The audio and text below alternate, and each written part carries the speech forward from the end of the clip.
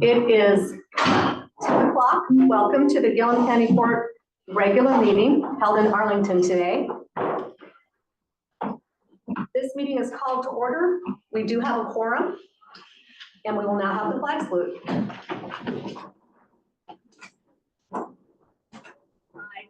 I pledge allegiance to the flag of the United States of America and to the republic for which it stands, one nation, under God, indivisible, with liberty and justice for all.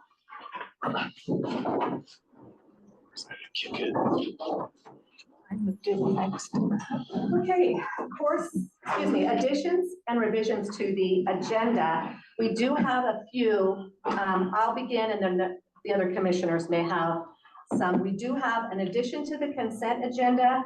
It will be item 4.2, and that is a request of the city of Condon to extend their Gilliam County Capital Investment Project grant for meter upgrade in the amount of $196,300 to November 30th, as opposed to the June 30th extension date. So that will be on the consent agenda as well.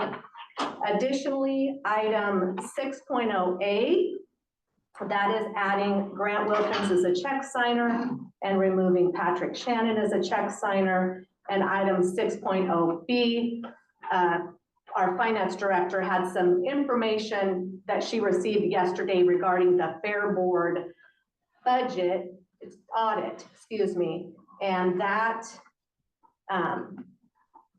she will speak to when we come to that item. Do you have any other additions or revisions, Commissioner Wilkins? No. Okay, Commissioner Wilkins? Just a couple at the end, meeting reports. Oh, okay, great. All right, we will go into correspondence, and then we will go into public comment. The first item of correspondence is a letter from Gilliam Wilkins. He's the president of the Gilliam County Public Library Board.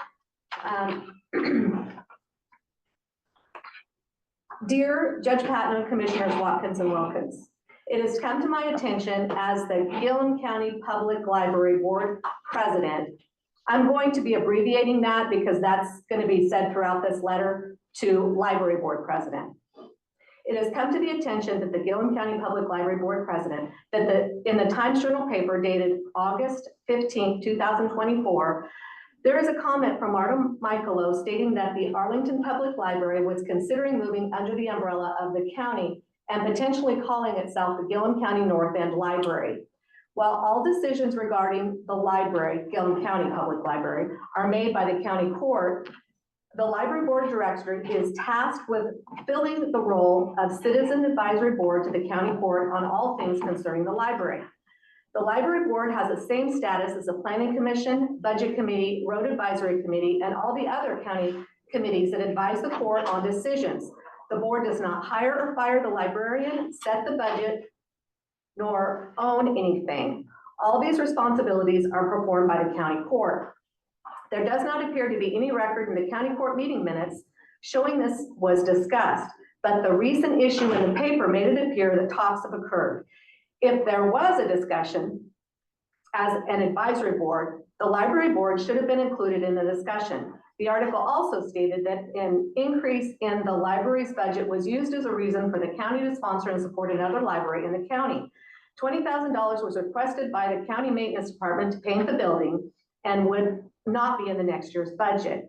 The building that houses the library is owned by Gilliam County, and all maintenance and operating costs that are the responsibility of the county court. The other $28,000 was due to the county court entering into an IGA with the Condon School District 25J to provide library services and operate the school library as a shelving location of the Gilliam County Public Library.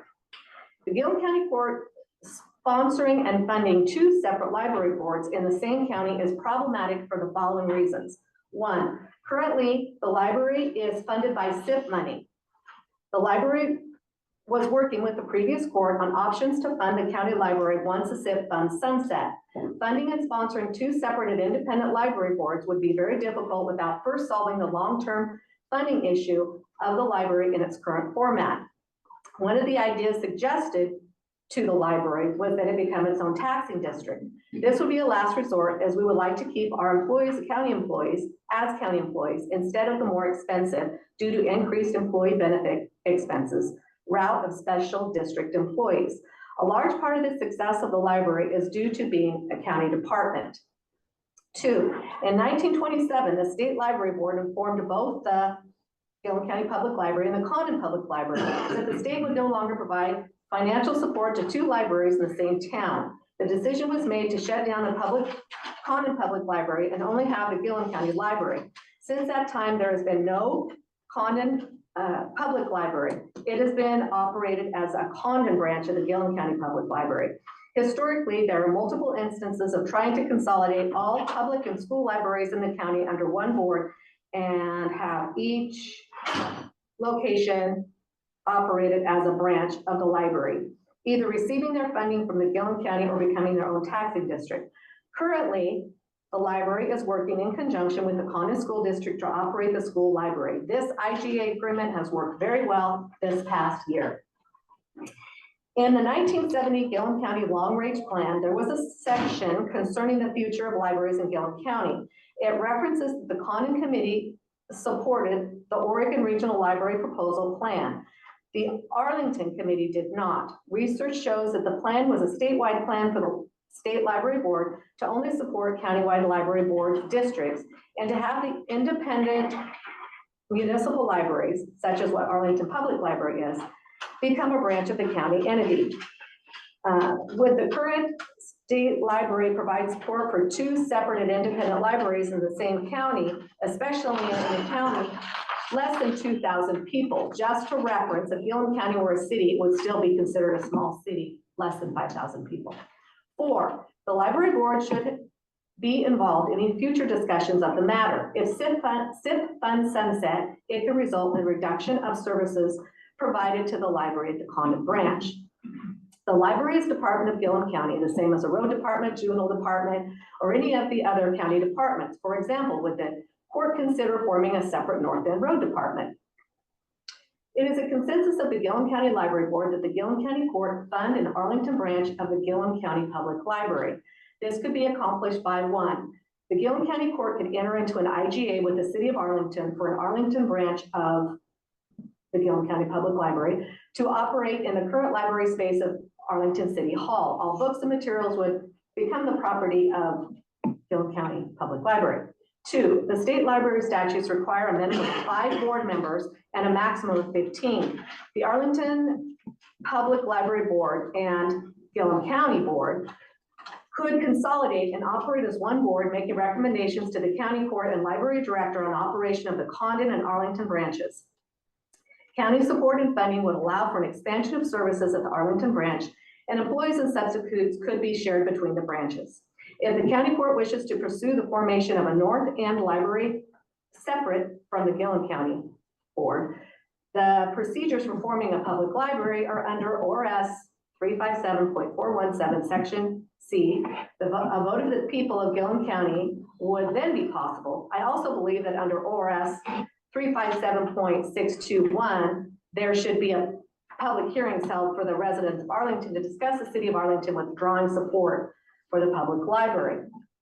The Gilliam County Board would be more than happy to meet with the county court to discuss the items I will be addressing in this letter. The court is always welcome to attend the board meetings in person or via Zoom. They are the first Thursday of the month, 3 p.m. at the City of Condon Council Chambers. And as I said, this letter was written by Gib Wilkins, who is the president of the Gilliam County Public Library Board. This next item of correspondence is from Denny Newell, and it's an email. Judge Patnode, Commissioners Watkins and Wilkins. I like to think of Gilliam County grants in general as investments, and when I do, several things come to mind that I'd ask you to consider. 1, opportunities to invest sometimes come from out in left field and unexpectedly, limiting focusing the range of grant categories, i.e. early childhood education, housing, industrial development, restricts investment possibilities, and setting rigid grant application timelines reduces those opportunities even further. I encourage you to establish the greatest degree of flexibility in order to achieve the highest return on investment. We shouldn't miss an investment opportunity in, for example, agriculture merely because it wasn't a focus category, nor should we miss it because it surfaced in September when the grant cycle began in May. 2, the most recent court altered a previous court's directive that placed final grant approval with the Budget Committee. I strongly agree with the recent court that final decisions, obligations, or denying court resources rest in the elected officials, the court, rather than in appointed committees. Next item is a flyer that Ron Wyden will be, Senator Ron Wyden will be in Condon on Sunday, August 25th at 1:00 p.m. for a town hall. Next item is a letter from the Gilliam County Historical Society. This letter is signed by their board, Eileen Potter, Daryl Potter, Penny Fender, Sarah. It isn't signed. They noted their names. This is who authored the letters. Penny Fender, Sarah Rucker, Jason Campbell, Paul Barnett, Jeremy Kirby, Brooklyn Griffith, Lynn Cowdrey, Rod McGuire, and Jordan Mayo. Regarding the Kelly Consulting Services Program, the Historical Society Board met August 15th, and consensus was we would not be utilizing this service. In the early stage, we did express interest in participating for the sole purpose of grant writing mentorship. We felt at that time it was an area that we could use education and direction on. Several of us have worked with Nick Nash from Eastern Oregon Business Source Connection in Pendleton, learning to write grants, and were successful with awards for several projects, including our second agricultural building. However, we thought perhaps others could utilize a Kelly Consulting service. Since then, our most recent curator has experience in grant writing and has taken this on for the Historical Society and will continue in that capacity as needed and management of these grants for the Historical Society. We appreciate the program the court extended to the nonprofits for helping them with sustainability, as well as those that may need further assistance in setting up business plans, bylaws, and strategic planning. Last letter is an invitation to the Gilliam County Fair by a 4-H member, Victoria Cadusto, and she has a lamb named Pickles, and the fair will be held from Wednesday, August 28th through Saturday, August 31st, and she invites all to the livestock auction, which is August 31st at 5:00 p.m., and market showmanship is 9:00 a.m. on August 30th, the Gilliam County Fair. That's what it's all about. Okay, that's the correspondence we have. Public input. I am just gonna read, we're gonna try something a little different. And this is what we're gonna do. This is a test. In-person comment, you'll sign in, or you may raise your hand. When your name is called, you can come up and approach and give your testimony. That's in-person public comment. For anyone on video, those online after the in-person comment will be asked if they have public input, either orally or by chat. For those who want to comment on a specific agenda item, when that agenda item comes up, they will sign in, raise their hand, come up, give their comment in person. Same thing for those on video. We'll ask them online if they have anything to say. The reason we're doing this is the court, online attendees, and the recorder have found it difficult to hear comments from the audience, and there are instances of people talking at the same time. So for this reason, the procedure above is being tested. So we're just refining the public comment, so not so much back and forth. And we'll see how it works. We want to definitely encourage public comment, but we also need to make sure that we control the meeting, okay? So we'll go ahead and begin. Individuals wishing to address the county court may do so at this time. Your name will be called by the chair, at which time you will come forward and provide testimony. Speakers are asked to give their name and address and limit their comments to 3 minutes. The first in person I have is Marta Michaelo. Thank you. Marta Michaelo, 6, no, I have to say. Okay. That's where the sound is. Marta Michaelo, 69698 Barnett Road, Arlington, Oregon, 97812. The reason I'm here today is to respond to the letter that was sent to the court from Gib. And just to let it be known on the record that the Arlington Public Library has not addressed the county court. We haven't been in any meetings. We haven't asked for anything. And just let me give you a little history here. And if anybody here in the audience, which I know there's several, have been at recent Arlington City Council meetings, they know what this is about. The Arlington Public Library is not under the auspices of the county or the city or a 501c3. The only, I believe it's the only library in the state of Oregon that is nothing. We don't, the county doesn't want us, well, I'm not gonna say that. The city doesn't want us. The county doesn't know about us too much yet, other than we got this letter from Gib. And he could have just picked up the phone and called me and I would have told him, which I wish he would have done, which is unfortunate. But the whole reason we started this process was that we found out that our librarian of almost 24 years has no protection other than we pay her, we do the workers' comp, we do the health benefits. The public library does everything. The city gives us money, absolutely. They give us $38,000. The county gives us money, $25,000, of which comes out of the county library budget. It's been that way for, I didn't do the research that Gib did, and I appreciate it. I learned something from his letter, so I appreciated that very much. You know, I didn't know the back history. And so when we started this process of going to the city to get them to bring the library under them so that our librarian could have the health benefits, have to be a city employee, that's what started it. Then it was like, well, let's think out of the box. What else is possible? Maybe there's something else possible that we could go to the court and get something. So that's where that's all been. It's just all been brainstorming, thinking out of the box. What else can we do? Our librarian is going to retire in a few years. We want that position to be attractive to somebody else to come into. And so that's what's driving all this. But for the record, we've not gone to the county court, and doesn't mean we won't, because we're really just considering all options. It's all about negotiation. Our board is a pretty strong board. We want to have our own autonomy, and that could be a showstopper, absolutely. And if in a perfect world, the city of Arlington would embrace us, take our employees on as theirs, and offer health benefits, offer all that thing. In a perfect world, that's how it would be. And our status quo would remain the same. So anyway, that's it. But you never know. We might be back. So if we are, you'll hear about us in advance. I have talked to Mary Reeser, who is the librarian for the Gilliam County Library. She is, we've talked about bringing our boards together, having talks. We just haven't done it yet.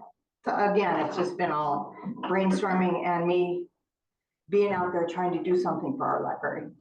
So it's unfortunate that it's been a jillion years the way it is, and it doesn't have to be that way. So thank you. My 3 minutes are up. Common ground is we believe in literacy on both ends of the county, and we're all on the same page. That's exactly right. And both libraries are great libraries. They both do the same things. They're nice buildings. They have great librarians. It's a system that really works. So the difference is huge, and the Gilliam County Library is huge. I mean, in budget, ours is pretty small, $88,000 versus $240,000. And we pay everything. Thank you. Okay, Carrie Cowan.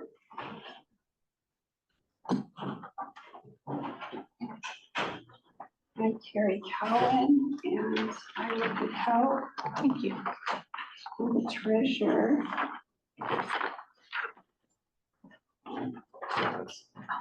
She's coming this And way. I live in Arlington, Oregon, and my Okay. address is 12 Wright Road. Go ahead, whenever you're ready. Okay, so we have appreciated the last few years, your grandfathering Arlington Help, because we were running on a shoestring, and it's been very, very helpful. I gave you a copy, and very appreciative. I gave you a copy of what we have spent this past year on our grant monies, so you could see.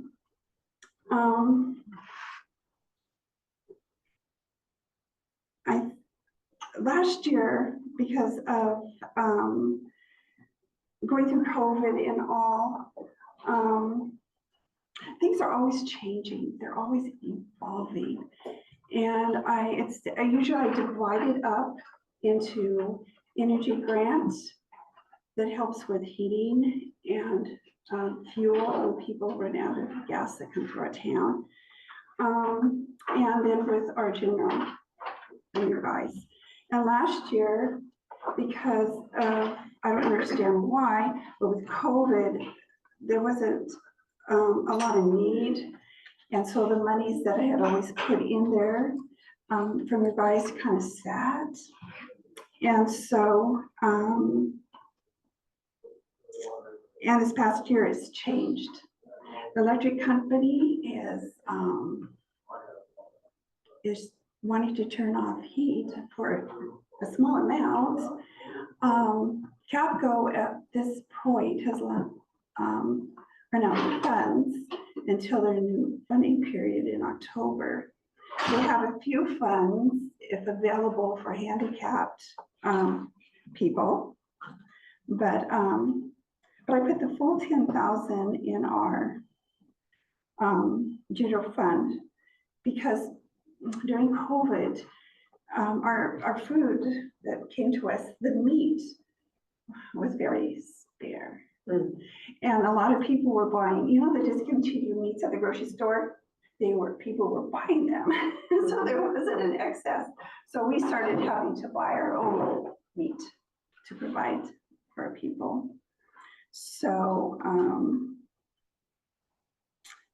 I will say that last year we spent $3,392.73 to assist families with their electrical.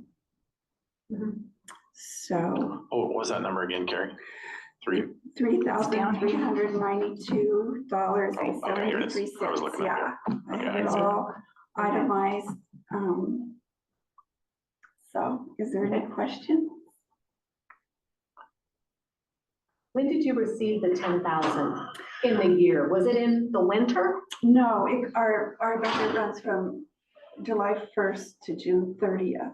Okay, So usually about this time. okay. So make the request for the next, Yes, please. this fiscal year we're currently in. Yes, please. Okay, Yeah. great.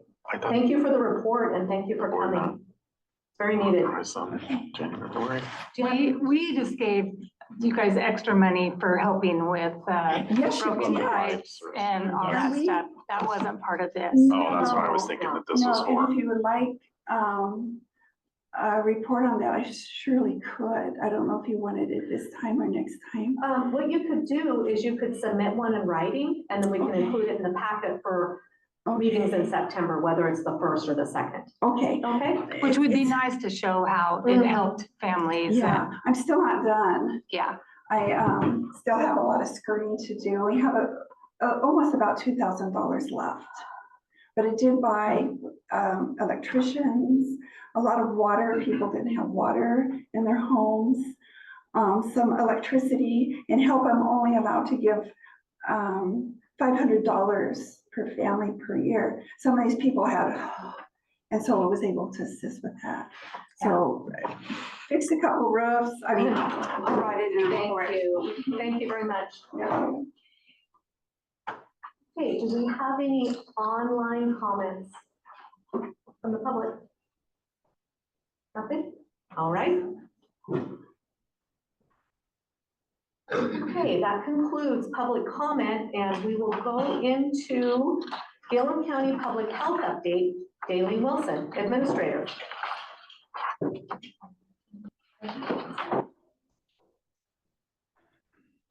morning. Good morning. How is everybody? Good. Good. Thank you for having me, Leah. Thank you for inviting me. Grant, I think you are the only one I have not officially met, so nice to meet you. Nice to meet you. So it's been a little while since we've done a public health update. And we've just completed our second year hosting public health in Gilliam County. So I think it's Stop you for a second. It sounds like there's a phone in the back going off. And we're gonna make sure we can hear you. Just a moment. I don't know who owns it, but that's Okay. the closest I can. Thank you. Go ahead. sure. Yeah, so taking the opportunity to provide you guys an update and an opportunity to ask me questions. Sorry, I should have introduced myself. DaiLene Wilson, Public Health Administrator. I live in Condon. And I've been doing the work since we started with the basically the research to see what it would take to bring public health to Gilliam County, and since then have kind of moved up the ladder as others have left. So my thought today, and I'm open to feedback, was just to kind of give you some highlights of the different programs that we're running and how those are going and how they have been going for the past 2 years. And of course, if you have any questions on that, feel free to shoot them to me. And I kind of have just, like I said, little highlights. I was going to go in order according to what the numbers are listed as program elements. And you might be familiar with those through the IGAs that you guys see and sign. So does that sound like a good start? Okay. Those are really long, so. The IGAs. Yes, oh I my usually gosh. don't read clear those. I have read through all of them. That's kind of my job. Good for But yeah, you. it's a lot of information. It's a lot of information. So first off, we have our communicable disease and STI oversight. I will say, luckily for Gilliam County, it is, I should knock on wood somewhere so I don't jinx us, it's a pretty light load. And so our responsibilities are, getting into the database on a daily basis, checking to see if any reportables have come through. If any reportables do come through, then we're responsible for calling the patients, getting more information on what's happening, offering follow-up services, testing services, and all of that. The biggest thing with the communicable disease right now is the funding is little to none. We used to get a decent amount through the STI program. That is ending this year, so we're no longer getting funding, and that cuts about $12,000 out of what we're able to use. And so thankfully that county contribution is going to play a vital role in our communicable disease work. And that's something that we have to do. It's not something that we opt into, it's a have to. Yeah, it's mandated, but Yeah. not necessarily paid for. It's exactly, yeah. The Public Health Emergency Preparedness Program, I really look towards Chris Fitzsimmons. She's kind of the preparedness guru. And so I've been working really closely with her and updating documents that have come from North Central and started with North Central, but tweaking those to make them Gilliam County specific. And I'm also in the middle of working on a contract with somebody here in county that will be helping with that, so we can kind of expedite that process. And have somebody else involved in it that knows a lot more than I do. But that's going really well. Chris, of course, hosts a lot of training for the sheriff's office, dispatch, emergency management, emergency services. And so we've been able to attend those. We've also helped to provide some trainings on both ends, so Condon and Arlington, Sheriff's Office, dispatch, fire, EMS, and so last year we did a fentanyl training, and then this year we just completed in June a ChemPack training, and so those have been well attended. it seems to be going well. Prevention work, so that's our tobacco prevention, alcohol and drug prevention. We're doing a lot of collaboration within our schools. We brought in 3 different speakers to speak to the student bodies, and the speakers come to both Condon schools and Arlington schools. And I've gotten really good feedback from teachers and kids on how that was accepted. We also had the last speaker that came in, Fossil and Spray, joined us in Condon, so we were able to reach a little bit further outside of our county, but reach a few more kids, and that was awesome. I like, as many as we can reach, the better. We are doing collaborations with CCS, Behavioral Health, Community Counseling Solutions. Last year, we were able to provide a summer program for kids. Our intention was to do it this summer too. And CCS, so we basically put money, CCS fronts it, we put money to help support it to CCS. They had somebody that was going to run it this year and backed out last minute, and we weren't able to find anybody to replace. So unfortunately, that did not happen this year, but we're hoping that we can do that again in the future. And again, great feedback from families on, that it was needed and the kids enjoyed it. It was pretty successful the year before when you guys had it. It was, Yeah. yeah, it was. I'm hoping we can get some faces in there and keep it going and running. We're working with the schools a lot. Like I said at the beginning, we're in kind of constant contact with the schools on, how we can help them, how we can support them. Beyond the speakers, I think we've had better success in Condon of them reaching out to us on projects that they're looking to do. And so some of those are like Katie Hams, she's has been the counselor at the Condon School. So she's helped kind of take the lead on hosting like a movie at the school and movies in the park. We had conversations around sensors, like vape sensors, that didn't go through unfortunately, but Condon schools are really good about like hitting us up about how, we're looking at this idea, can you be of help?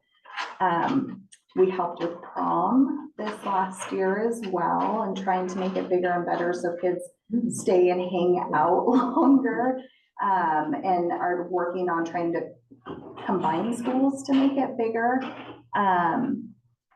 We've reached out to Arlington about support for prom. That hasn't happened yet. That doesn't mean we're not there, but what was the other one? We're in the middle of another project with Condon. Just got off the phone with Katie before I came in here. I don't want to say what that is quite yet because I want her to be able to talk to the superintendent and families before that information's put out. But there's another really cool project that's going to come out this year that is going to be great for prevention efforts and socialization and things like that. So I would love, I know you guys are well embedded in the Arlington community, and so just trying to find those pathways and continue to outreach and let those entities know that we're here and we want to support in as many ways as possible and use, the resources that we have. We'll do that. WIC is going really well. So we're providing that. We've got the Condon clinic, and then we come down to Arlington and work out of the clinic in Arlington. I will say the clinic here in town has been awesome to work with. They've just kind of opened the doors and let us come in as we need to. Having Carrie there has been really great. She's been, a great partner with us and allowing us in and out. So we're offering appointments twice a month. So we come to Arlington one day a month and we're in Condon one day a month. We try to set appointments around that. There are always, phone calls that come and don't work with those schedules essentially. So we're making special accommodations as needed.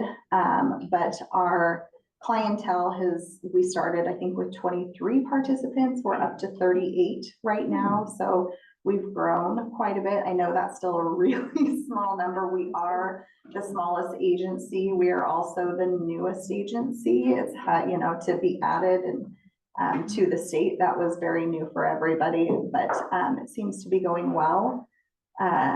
I have my first review with WIC. It's every other year. So that is happening in September. So we'll get a really good idea on how we're doing, how they think we're doing.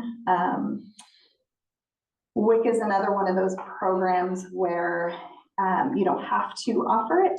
We think it's a really great resource for families. So that was a priority for us in getting involved with this.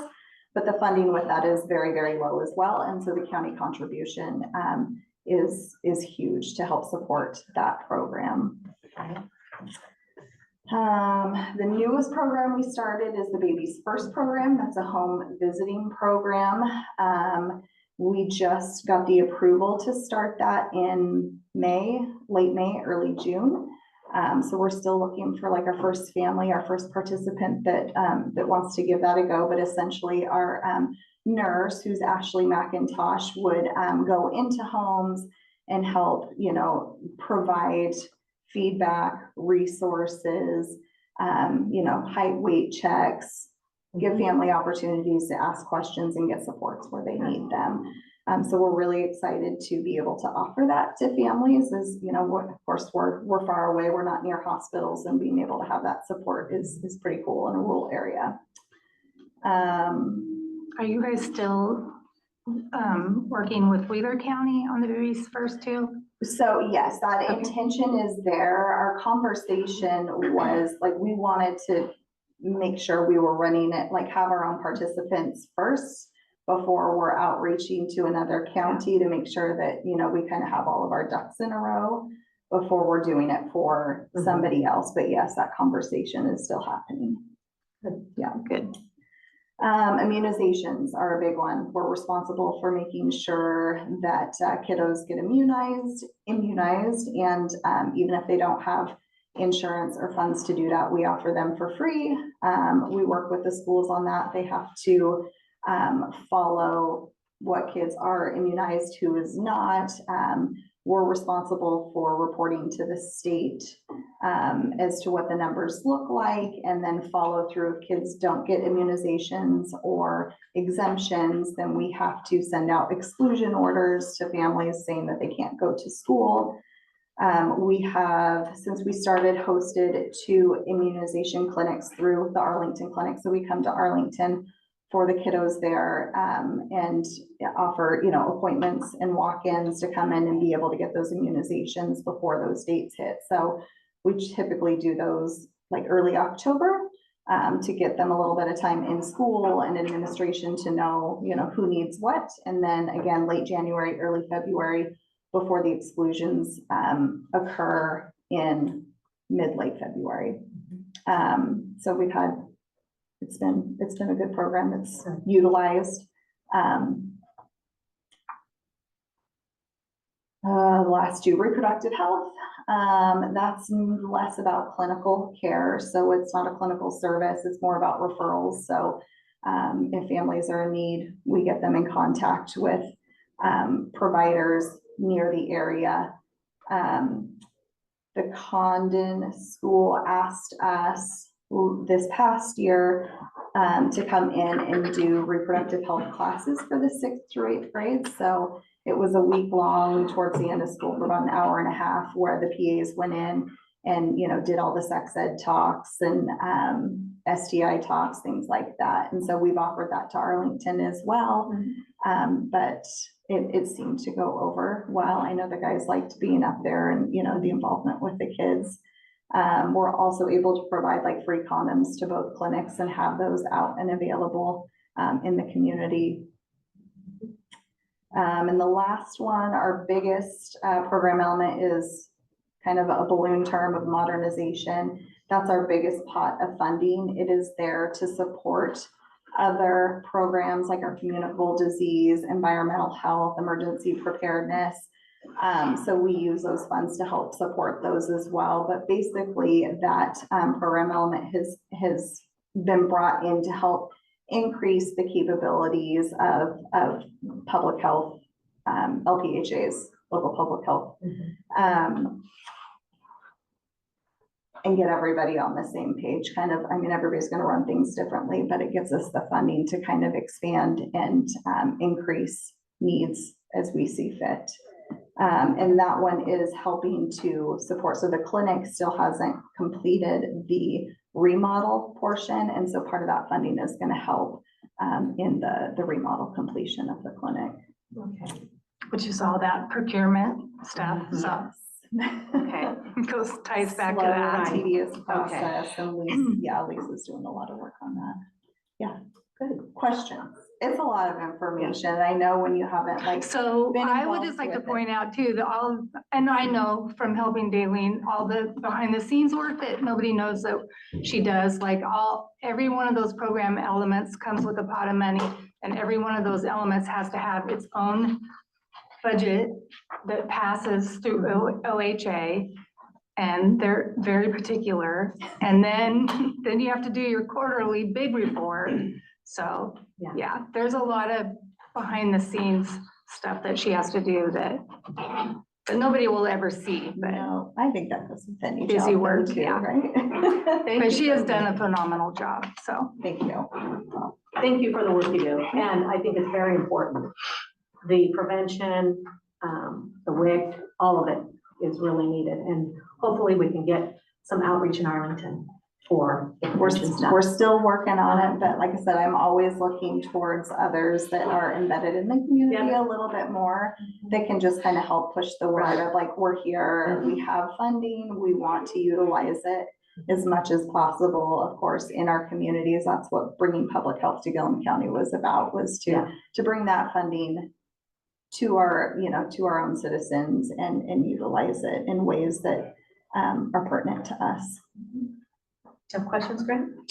I'll catch up with you sometime in the near Sure. future here Yeah. and visit with you, and Sounds great. Thank you very much. Yeah. And I would just like to say too, that DaiLene helped a lot when we had the big Lone Rock fire.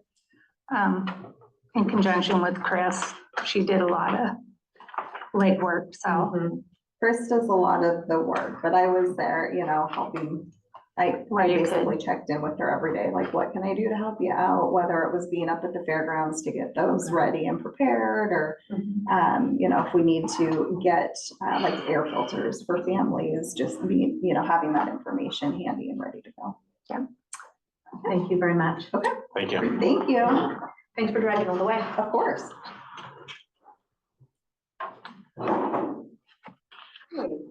Now we are to item 4.0, consent agenda, and the two items are the minutes from the regular meeting of August 7th, 2024, and the extension of the capital investment grant for the city of Condon for their water meter upgrade in the amount of $196,300 to November 30th. Is there any questions about the minutes of the extension? Okay, is there a motion? I'll move to approve the consent agenda. I will second it. Okay, it's been moved and seconded to approve the consent agenda. All in favor? Aye. Aye. Aye. Motion passes. Okay. Next item.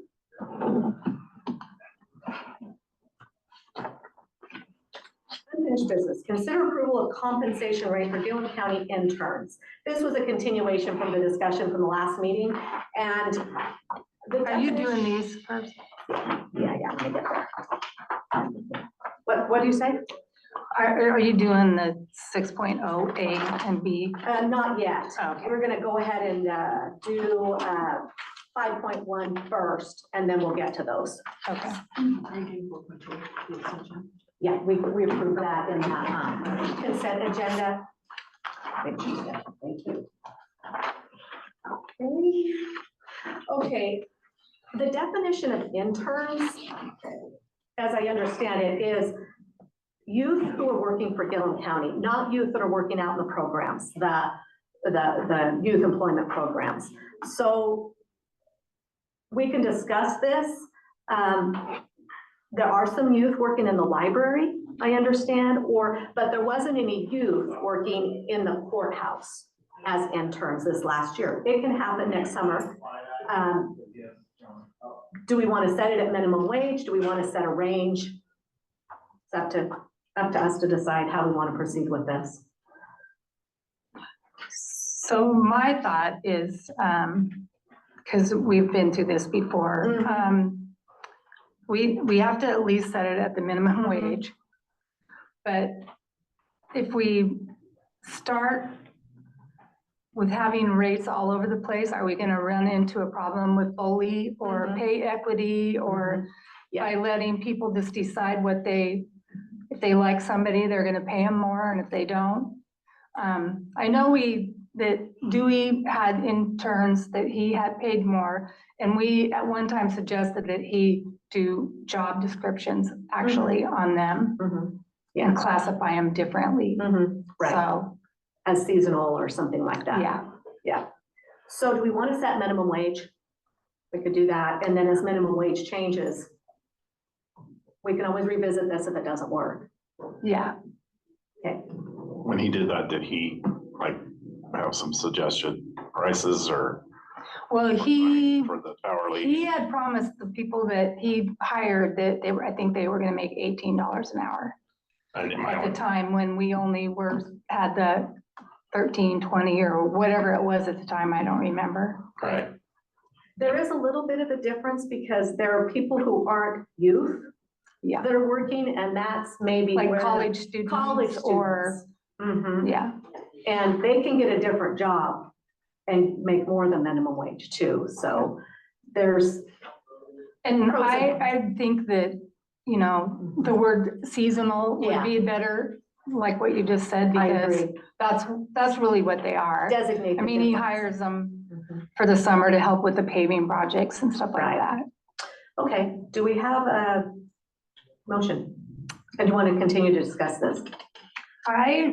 Do we need to, I would just say, I would move to, change the hourly compensation rate for interns, to no less than the minimum wage at $13.70 an hour. Okay.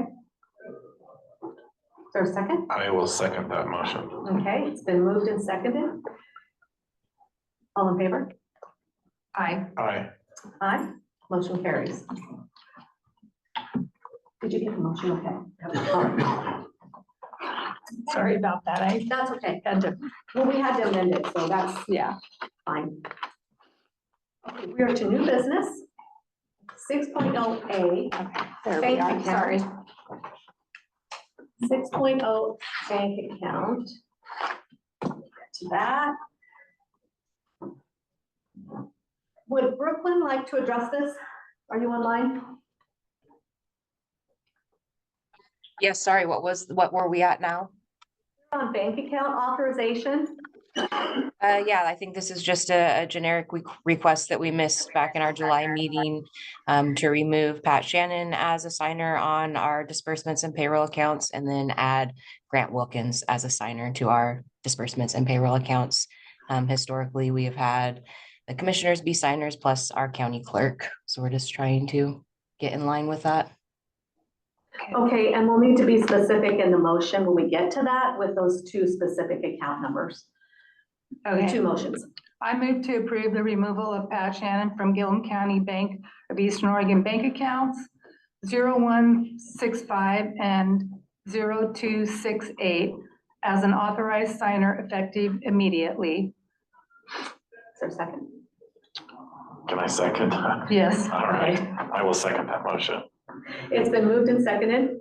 All in favor? Aye. Aye. Aye. Motion carries. Next motion? I move to approve Grant Wilkins as an authorized signer on the Gilliam County Bank of Eastern Oregon accounts 0165 and 0268 effective immediately.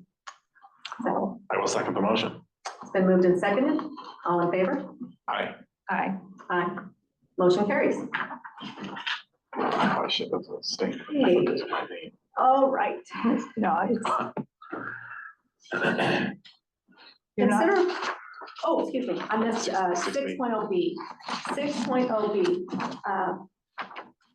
Want to address this one as well? This is on the Fair Board audit. Oh, yes. So just kind of in discussions with, well, I guess to go back a little bit, in June, we elected to go with Singer Lueck as our auditor for our fiscal year 23-24 audit, which was a change from the previous auditor, which had been doing it for 3 years, I believe. But then prior to that, we had an auditor 5 years. Prior to that, we had an auditor that was auditing for an extensive amount of time as well. In talking with our new auditors, it just kind of, the question got brought up as to why we do a second audit for the Fair Board. After we kind of dug around a bit and talked to a Fair Board member as well as the court, it's believed that maybe that request came down from the Fair Board or a previous county court, just for their audit requests. They're not a separate entity or a separate district of any kind. We have no statute regulations that require us to provide them a second audit. So in conversations with our auditor, it was just kind of discussed that they can be audited under our audit that we do for the county, and no need for a second audit. So I guess I would just like the county court to kind of discuss that and see if they know any history as to why that may have been done, or if they see a need for it to be continued in the future. Yeah. What is the cost to do that separate audit for the Fair Board? The separate audit would be $7,500. Okay. I believe it was like 4,500 or something. Well, Smart is still here. Did they even used to? At some point along the line, they said that they had to be audited Right, we were separately. told at one point that we required a second audit because we run our own, the way the money comes through from the state and all the different, we take it with the auction and we take in a lot of money. And so that, as far as I remember, Leah, really came from the auditor Okay. saying that we needed to have a second audit. We actually discussed this in our Fair Board meeting last week. And the cost scared us, because it went up considerably. And, Which Gilliam County's always paid for it. Yeah, Yeah. Gilliam County has paid for it, but still it went up $3,000. I mean, that's a big chunk of change. And if the auditor doesn't think we need another one, then, Okay. you know. I mean, we can supply, we give everything. basically supplied everything Yeah. to the other auditor. They just issued a separate report, so, They're still auditing the books. It's just through the counties. yeah. And they would come they came to the Fair Board office and spent a day with our secretary and, went through everything that they needed to go through. I think there was a time. when We usually, I Like, sit usually stuff copy down, and yeah. give them a copy of the books. Yeah, Okay. So if they'll include it in the other one for the same price, right. I don't see a problem with that. Okay. And I did ask Brooklyn if she thought we needed to make a motion if we were in favor, and she didn't think any action needed to be taken. So it was just a discussion, if we're comfortable with that, of is there a reason that we don't understand? So, Because we don't, as far as I know, the Fair Board itself does not file that audit anywhere. No, I we get a mean, copy of it, but it yeah, doesn't go to the state or anything, that the county takes care of all of that. but they should be able to address that fund within the big Yeah. audit. It's not change, I mean, the same as, the road department, the library, they have their own separate board, but they still operate under the umbrella of our general ledger. We hold all the money from the state. If you guys, again, aren't a separate district or entity, so the money is being pushed to the county, which then we push out to the Fair Board. The only recommendation that the auditors had was that we start to receive monthly reconciliations, monthly statements to put into our GL, which I think in discussions with Chris Fitzsimmons, that's an easy thing to provide. So that's my suggestion, is just keeping the Fair Board under the umbrella of the county courts audit, and then moving forward, just working together on keeping track of Well, that. and as those auditors go through it, they'll be able to guide us on Yeah. what we should do, so. But we have all that stuff, so that we can provide you guys. Thank you very much. So The Fair Board only has two, outside of the LGIP, which is held within the county. We have a savings account and we have a checking account, Mhm. which we've discussed moving everything over to the county court, but at fair time, it would be such a, No, I understand. it would be, And I think that's a good discussion to have now that this position that I am in has been created. Beforehand, there was never a dedicated person to accounts payable, so Yeah. I'm in agreement that like when it comes around to fair time, that's probably a big load to ask of somebody who also has a job doing something else for the county, but I think it's a discussion that we can have in the future regarding whether or not they need our help or want our help for that time of year or how it looks in the future, but. Okay. So the Fair Board budget will be included with the general budget. Excuse me, the Fair Board audit will be included with the general Gilliam County audit. okay. Thank you. Next item on the agenda is consider approval of filing and recording of Mesa Industrial Park Partition Plat 2024-03 and Subdivision Plat 2024-04. Ellen Wagenaar, she wrote the briefing on this because the documents ended up in the county clerk's office, but I do know we have Brad Baird here as well. So Ellen, did you want to speak to this first, and then if you're on, and then Brad Baird will address it, since you did the briefing. Nope, Anderson and Perry can go forward. So just have them go forward? All right, come on out. Brad Baird from Anderson Perry. Yeah, thank you. Appreciate the opportunity to speak to you on this. Yeah, these are both events that occurred because the city of Arlington just never managed the property up there for future development. And so first, Dan Meter, the city's planner, and Anderson Perry, city's engineer, worked closely with the county and the county plan at that time and devised the best way to do this. And the first one was a partition to separate the property from the bluff down in the county from the property above the bluff in the city. So that's what the partition is, just kind of cut the property in half and separate county and city properties. And then the second is a partition, which created separate lots for future potential development versus just having the thing be one big lot. And so that's what those two events were. They went through and were approved by both planning commissions. Your county surveyor has approved and signed them. I believe your planner has too, the city's planner has. So I think at this point, it's just time for final approval and recording, but I'm here if you have any questions for what the whole process was or anything that happened. Yeah. Okay, we do have the Mylars here to sign. Yeah. So do we have any questions?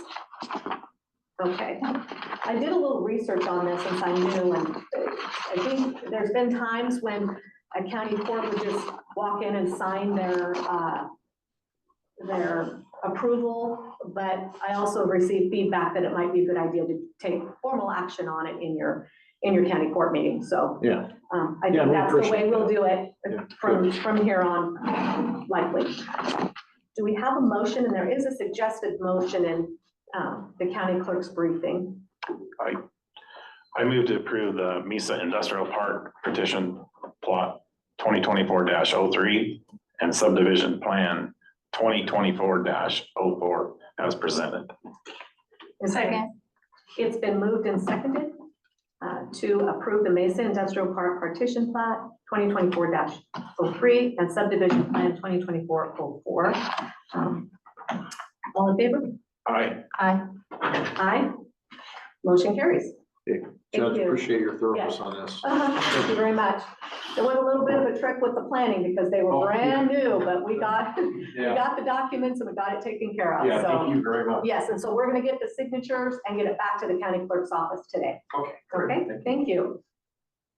Next item on the agenda is Soil and Water Conservation District request. I do believe there's been a recent 11th hour change in the topography, but there may be another funding request. So we're gonna hear what you have to say. I think we have a presentation. by per winners, and we also have Chet Wilkins, who is the assessor, and also a board member for the SWCD, Soil and Water Conservation District. Would we like to discuss the ask for the imagery before we watch the presentation? Sure, let's go ahead. Okay, so initially, we thought that it would be beneficial to have pictometry or eagle view, get a flight of the burned area. We thought Regarding the Lone Rock fire. I Yes, think the we Lone just Rock need to fire, make sorry, sure- yes. Yeah, we got an initial bid of 18,000, and since then it's been revised to 24,000. And the neighboring counties, Wheeler County's opted not to participate in the flight, and so has Morrow County. So we've decided that this probably isn't our best option, that this money could be spent better somewhere else. We have flights from 2012, 20, and 23. So we have a very recent flight that we can use to find the fencing and the areas that are going to need to be restored. Did you say 2012 and 23? Yeah, in 12, 20, and 23. Okay. So we have imagery from April of 23, so it's Okay. very recent. So at this point, the ask for the imagery, we no longer think that that's what we need. We have another better, less expensive plan. I'll let Herb speak to that. Yeah, so we can order satellite imagery for about half the price of the other flights. So it's not as high of quality as the stuff that Assessor's Office has, but it will be good enough for post-fire inventory, such as looking at the dozer lines and things like that. So, And it's larger. and it's larger too. Yeah, and so we'll be looking at the whole, at the SWC, we have to plan on the watershed scale. So we're gonna be looking at the whole upper Rock Creek watershed. So that encompasses Wheeler and Morrow County. So we have funds at the district that we can use to purchase this satellite. Where this bid was only for the 50,000 acres that are in Gilliam County. okay. All right. Are you ready for your presentation? I think so. Okay. Thank you. Can you see me? Yeah. Let's see. Yeah. Okay. Well, thank you for the opportunity to present on this. This is, so to present on the fence situation out at Lone Rock. We've been working with the landowners and partners to come up with a plan to help folks. So gonna go through the fire, some of the issues regarding fence that has created, what we're looking at as far as how to solve these problems, and then looking long-term into the future with some innovative outside the box ideas. So we can go next slide, please. Right here. You can just push the blinking arrow down there. So this is just the boundary of the fire here. The lines, straight lines going through it are the county lines, but we can go to the next slide, please. So 137,000 acres burned, around 50,000 acres in Gilliam County were burned. And so those 50,000 acres support about 2,100 cow-calf pairs. In Gilliam County, using Chet's imagery, Roger Lathrop was able to map 300 miles of fence inside the burned area. It's $6 a foot to rebuild fence. That's the federal government cost share. So looking at that 300 miles, we're looking at $9.5 million to replace that fence. Now we're also talking about all of this, everything with fires, time is of the essence. We have to move quickly on a lot of this stuff. As far as this fencing goes, it's not going to go quickly. It's going to take years to build this fence. So this is a problem we're facing. So next slide, please. Just go and click the arrow one more time. Yep, and again. There we go. So here's some of the issues. These aren't all the issues out there that we're looking at. This is around grazing and fencing. So some folks lost almost 100% of their grazing pastures. We need additional grazing to help these folks out in a time of need. And it's tough to look around the county and see tens of thousands of acres of perennial grass stands that we can't utilize. And a big problem why we can't utilize it is because there's no infrastructure there anymore. When CRP came out, a lot of folks got rid of their cows. didn't need to maintain those fences anymore. And it was just the way things happened. And so now what we want to do is figure out how can we graze these acres and do it on a short timeline. Next slide, please. So I'm not going to read this. And this is the virtual fence. This is the idea that this we think can help solve major problems. This is just a list that I asked Roger to come up with of all the beneficial actions we can do using this new technology. And I'm just going to read what it is. So for folks that may not know. So virtual fencing is it's a relatively new technology. It allows ranchers to control livestock distribution in rangeland landscapes without physical fences. Livestock wear collars that communicate with GPS and reception towers to form a virtual fence set by the rancher or land manager. When the livestock reach the limit of the virtual fence, auditory stimuli, a series of loud beeps emit from the collar. If livestock continue their direction of travel beyond boundaries of the virtual fence, they receive a benign shock. Cattle have demonstrated the ability and tendency to rapidly learn the virtual fencing cues, eventually responding to audio cues alone. So this is the technology. What I'd like to do next is go over this big long list of all the things we can do with it. I want to go over our major considerations with this technology. So next slide, please. So right now we have so much grass out there that we can't utilize, and there are folks that out at Lone Rock we're able to find pasture, emergency pasture, and this isn't going to last forever. We have to come up with a plan moving forward, short term and long term. But looking at this fire, we don't want to put cows back out there for a year, that's 2 or sometimes 3 years. So that's gonna a lot of, we have to rest that, and so we have to come up with alternatives. And so we think this virtual fencing is the answer. We can also use it out, you can see the picture there of Lone Rock with the burns, the black surrounding it.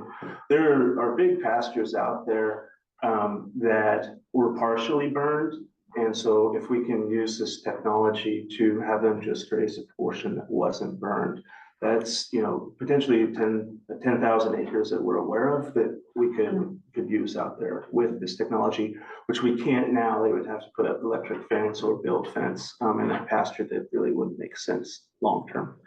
And then really a really big consideration here is this virtual fence we can use in the future. When another wildfire happens. And I'll talk about that next.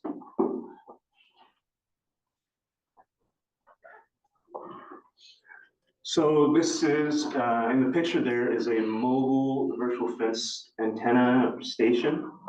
You retrofit them onto just a trailer that can be pulled behind a side-by-side. And so we can move these around.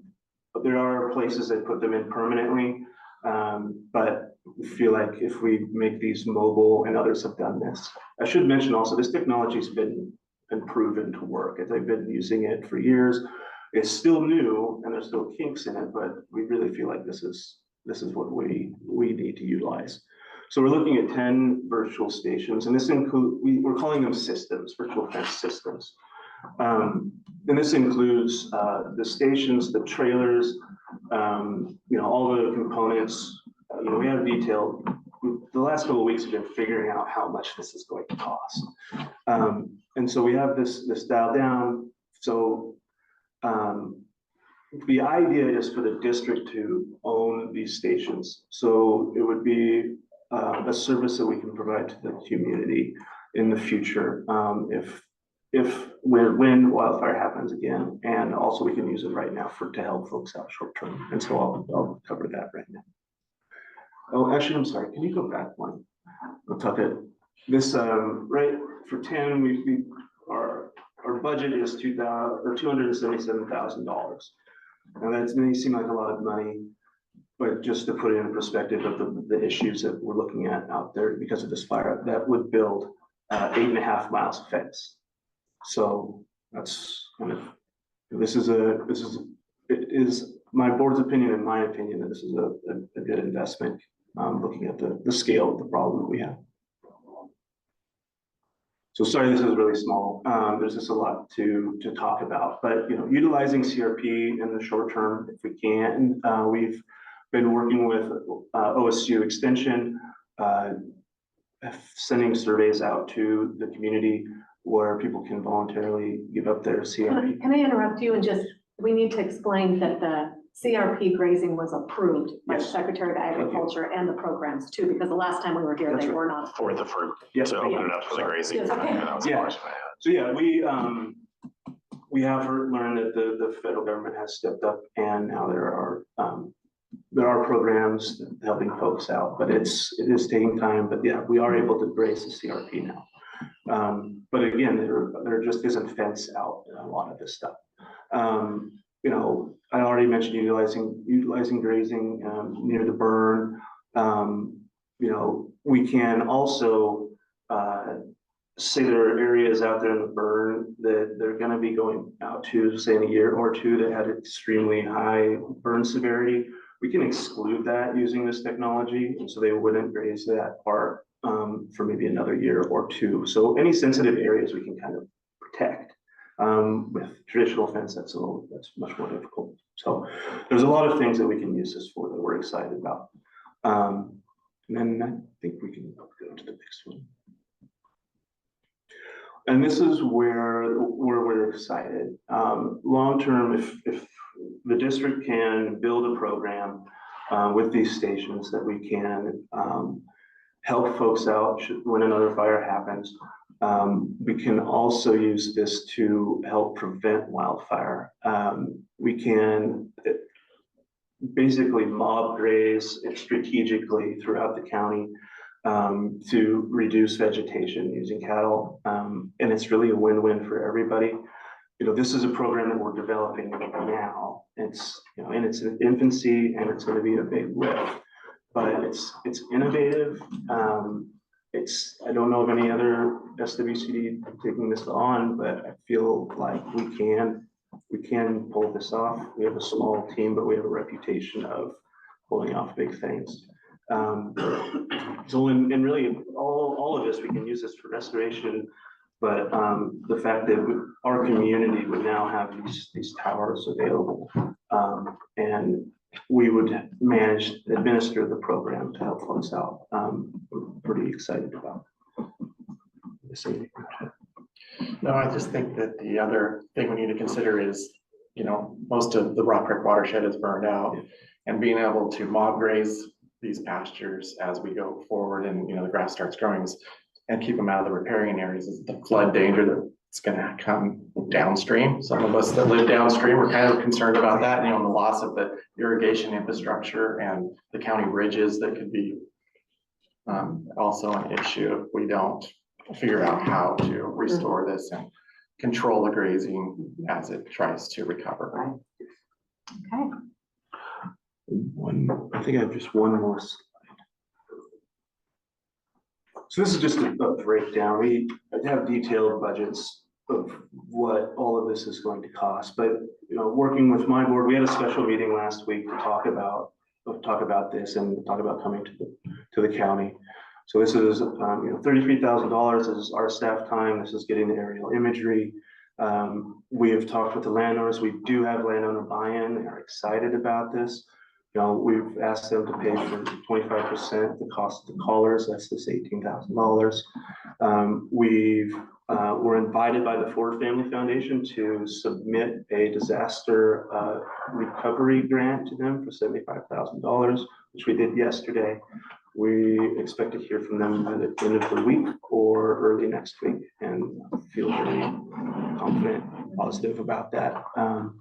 And we have been reaching out. We have been trying to find money everywhere because we feel like this really is the solution right now. All of our timelines just don't match up with our traditional funders. OWEB, Marine Watershed Enhancement Board, these are the folks that we go to all the time for our grants. They have an open solicitation now, but if we were to write the grant and be successful, the money would not come until next spring. And where this is time sensitive is, I mentioned these folks have found emergency grazing right now. But, winter's coming. They're gonna need to be coming off the mountains, getting down into low country. We need to have, a plan in place. And, on top of that, when we find the money, we have to order the trailers, we have to order the antennas, we have to build everything, and then do all the planning.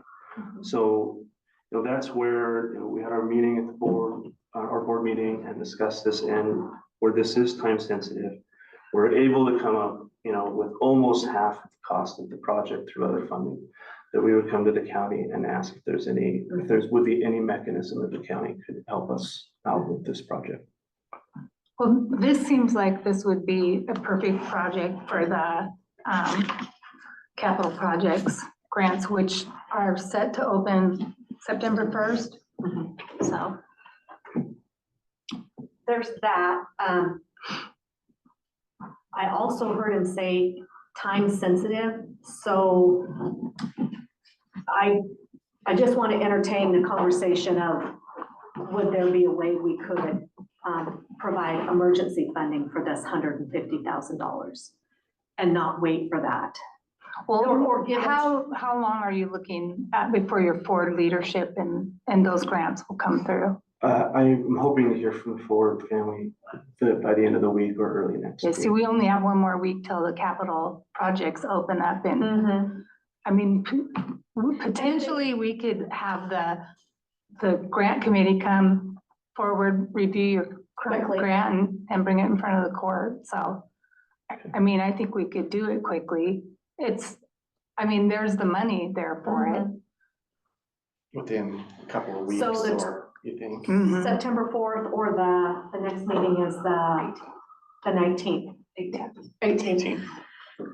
I mean, you guys have done grants through the capital projects and stuff, so it'd be probably, and you've done a lot of the work, so it would hardly be anything to Right. apply. Because the way those have worked before, we've opened up the capital projects grants, the way it is done now, we open them up and then they just run. And when they would get requests, then they'd look at them and bring them in front of the Oh, court. immediately. We Not didn't, wait till it yeah, was closed. we didn't wait for, that's why we opened it up around the only reason it closed was after the recall. We closed it so we wouldn't, because we didn't know what was gonna be going on, so we closed it, and now the new court's in place, so, and it's set to open September 1st, so. With the time frame and everything, where would that put you by the time to get the equipment? To be I mean, completely honest, we're ballpark, already way behind. right?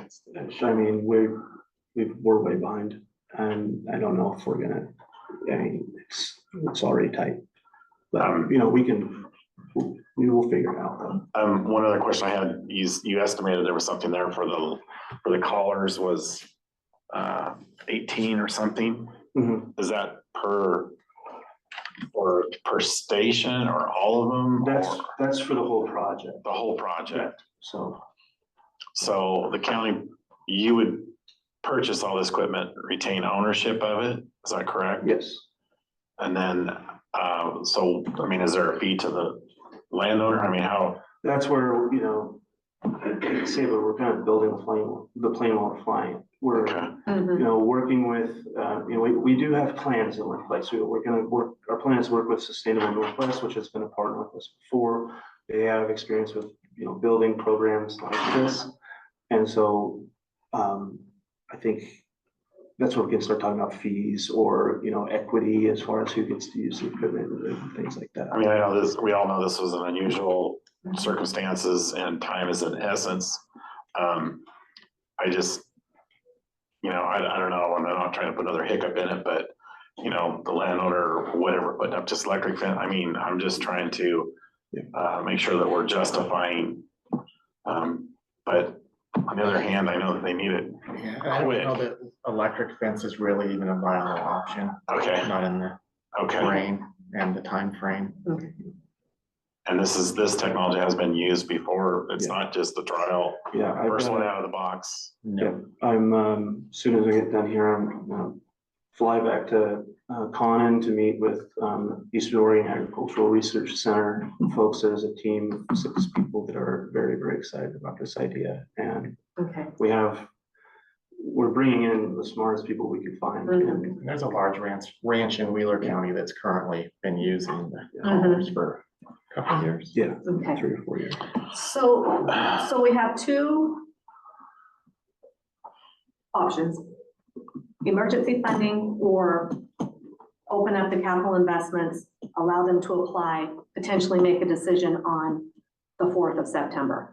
Those would be our two options. What do you think? Is 4th of September soon enough? It can be, yeah. The sooner the better though, right? Yes, yeah. Yeah, I mean, we were Really, really, yes. yeah, I think it's, yeah, we were, because I don't even know how quickly I can get trailers here and all of it's gonna, and it'd be unfortunate to miss our window. So, Has the court done emergency, I mean, something, I know this is kind of out of the, I don't know, There's been emergency funding. yeah. For the morning crickets. Yeah, we've done it. Could you do emergency funding pending, requiring them to do the grant? And Yeah. You could have the grant, if the grant approves it, pay the county back. So at that point, we can move forward. But Yeah, so do the emergency funding pending the requirement that you do an application to the capital improvements and then. I think that's an option. How do you feel about that? Yeah, it Okay. would just be moving Right. from one pot to the other. Yes. Now get them the money now. Thank you.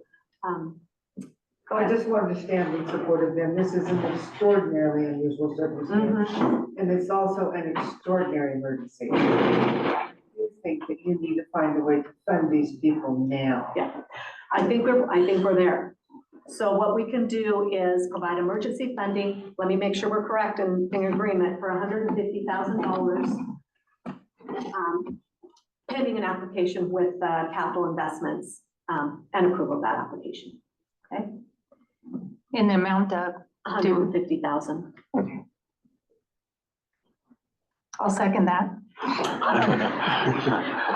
We will make that a motion. Motion's been made and seconded. All in favor? Aye. Aye. Aye. Okay, you can get in touch with Brooklyn and get that taken care of. okay, thank you All so right, much. thank you.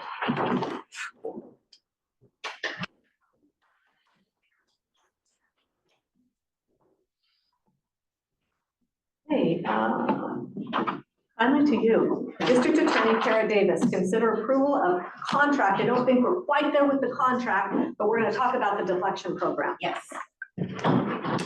I don't know, is that a microphone, that little thing? Mhm. Could you have people sit closer to that? I'm having some trouble hearing everybody. Oh, excuse me, it's not conveying out here, Oh, not just- it's going It out is into going out. cyberspace. Mhm. Okay, well, Yes. because I was there one time and I had to go public hearing. Okay, if you would speak up, that would be great, thank you. I don't think that's a problem for me. Oh my God. I'm usually told I can simmer down. Kara Davis, Gilliam County District Attorney, Condon, Oregon. I put this on the agenda, requested an agenda item, hoping that I would have a contract for you guys to approve. I don't, but I would still like at least to keep you guys informed on what we're doing for the deflection program. And for those of you who don't know, ballot measure 110 decriminalized drugs in the state of Oregon. The state legislature passed House Bill 4002 this last short legislative session. And starting September 1st, drugs will be recriminalized again. But in order to legislate on top of a ballot measure, you have to have a 2/3 majority. You need a supermajority to overturn a ballot measure in the state of Oregon. And the way we got to the supermajority in this legislative session was district attorneys had to work with, I don't know why people are calling me today like this. DAs had to work with law enforcement and do what we are calling law enforcement-led deflection programs. So Gary Betancourt, Sheriff Betancourt, and I agreed to be one of the counties that would do it. I think 28 of the 36 counties agreed to do deflection programs, and that was a sufficient amount to get the legislature on board to recriminalize drugs. So what is a deflection program? None of us know. We're making it up as we go along. So what we've decided to do for Gilliam County is we're too far away. We don't take most of the people to Norcor unless we know they're going to be held. So unless it's a person crime, the person is a repeat offender that has multiple failures to appear, or it's a very, very serious property crime, they won't be kept in jail. So we don't transport them, we just issue them citations. So what we've decided to do is for our local people that are from our judicial district that commit a crime that isn't a person crime, a DUI, because we can't do deflections on DUIs. So no DVs, no domestic violence, because that's a person crime, no DUIs, and no serious felonies. We normally right now issue them a citation and tell them to come to the next court date. What we're going to do now is in addition to that, we're going to give them the opportunity to engage in this deflection program. And if they engage in the deflection program, I won't file the citation. I'll wait and see how they do. And if they do it and do great, then perfect, that's what we want. We have no idea how many people this is going to affect in our community. Up until now, when drugs have been decriminalized, we're looking at maybe 4 people a year that would be given the opportunity. I have no idea how those numbers are going to change when we see drugs being thrown back into the mix. So we're kind of flying blind on this, everybody is, but we have received $150,000 from the state. And what we want to do is have a procurement from essentially CCS. So CCS would bill us, we would have a contract with CCS, they would bill us, and that $150,000 would go into a pot for the deflection program, because this is use it or lose it money. So we want to be billed immediately and then have it kept in a separate and distinct place where those funds are only used for the program. What we're looking at funding right now is a part-time peer mentor to help people navigate through the system. Giving people referrals is great, but it's kind of like telling a person with a broken leg, the hospital's right there. Good luck, buddy. You know, they're not going to get there, right? Like some people need hand holding to be able to utilize these services. And it's compounded in this county with the fact that some of our services are actually located in Umatilla County. They're located in other places. They're not located here. So having a peer mentor that can help people get to those services and identify those services, will have funds for things like maybe our person is finally able to get a job that needs clothes that look job appropriate. We could help find clothes, locate clothes. We'll have a vehicle that will be in CCS's title, so they have to worry about the liability and the insurance and not us. But if we ever stop doing this program with them, then the title will revert to Gilliam County. So we want to keep it as our asset, but not be responsible for any of the liability in the meantime, was my thought. And then we will have a part-time coordinator who will keep track of all the statistics for the county. So all I need, like tentative approval from you guys, is assuming I can manage to get together a decent contract that conveys these goals, that you guys would be okay with it, and that obviously you'll need to see it first. I'm not a contracts person. I can review them. Writing it is a new thing for me. So I'm trying to steal Morrow County and Umatilla County's contracts and just change it so that it fits our needs. But do you guys have any questions? I have, so the 150,000, right? That's from the state, right? Mm-hmm. And I mean, is this just a number? I mean, I guess I'm wondering down the road too. I mean, do they have a sustained way to do this? Or? So they're taking the ballot measure 110 funds. They gave some of it to the mental health providers like CCS, right? Or Center for Living in the Dalles. And they gave some of it to us, and some of it are going to the people that it was going to during ballot measure 110. They say money will be available in the future. I don't trust them as far as I can spit to keep having that money available. I think a lot of it's going to be dependent on if we're able to show results. And our numbers are so low, one person could tank our statistics for our county. So I do get very concerned about that. That's why we decided to just put it in a pot with CCS. Originally, we wanted to keep the money with the county and have a county employee, but then since this hasn't been a system we've tried before, and since there hasn't been a track record of the state dispersing money for these type of programs, I didn't want to commit the county to employees that we would then end up having to let go. So I think it's going to be there. I do think it's going to be there. I think they would have a hard time denying us funds when counties such as ours that are the lowest populated are getting such low amounts of funding compared to like Washington County and Clackamas County. But I don't really trust them because I've seen them in the past give the money to Umatilla County and say we'll fold under that umbrella. So it looks like there's enough funding there. The money's there. Whether they'll keep funneling it out this way is anybody's guess. Mm-hmm. I was just curious, like I say, it's a what if, but it's like, okay, here's 1 year. Oh, now you guys you're gonna pay for it. We're definitely worried about it, which is why the structure with CCS versus county employees. Okay. And CCS is willing. We said it in a meeting and they're on board. And they do it for other counties. So they already have the infrastructure for meeting the requirements of the state for showing where the funding went. Okay, so there isn't really any should we pass a motion to, or consider a motion to allow the district attorney to proceed with implementing a contract for the deflection program and then bring the contract back to us once it's in place? Do we need a motion? Do we need a motion for that? Directive. But just a directive. Directive. Be fine. Do it. Yes, no, and did you explain to me that even though the program goes into place September 1st, we can wait, we can still wait. Right, so again, drugs become recriminalized September 1st. And I'm working on doing a training with the sheriff's department on Stirring Roundup. I'm doing it remotely,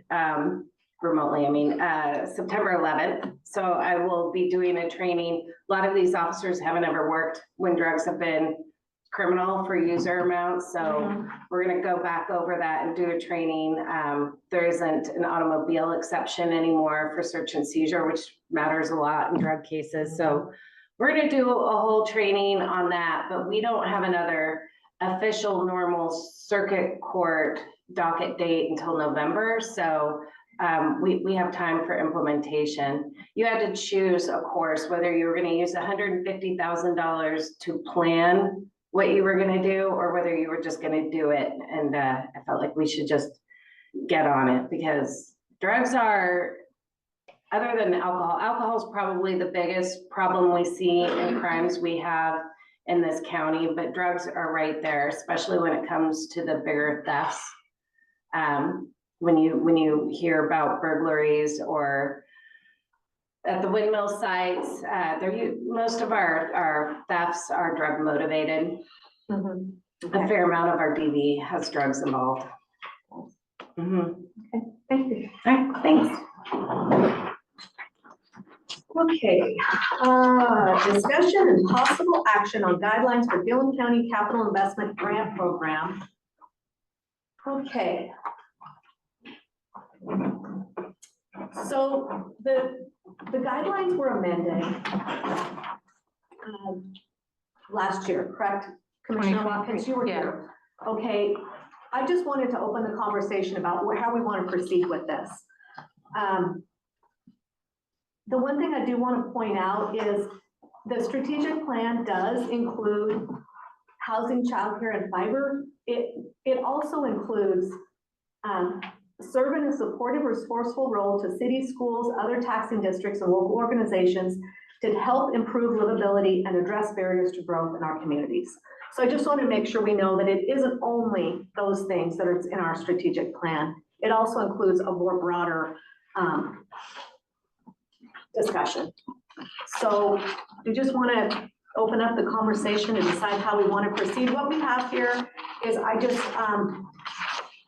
Anya provided us with the recent criteria and application process, which was approved February 1st, 2023, and that's the more narrowed down scope.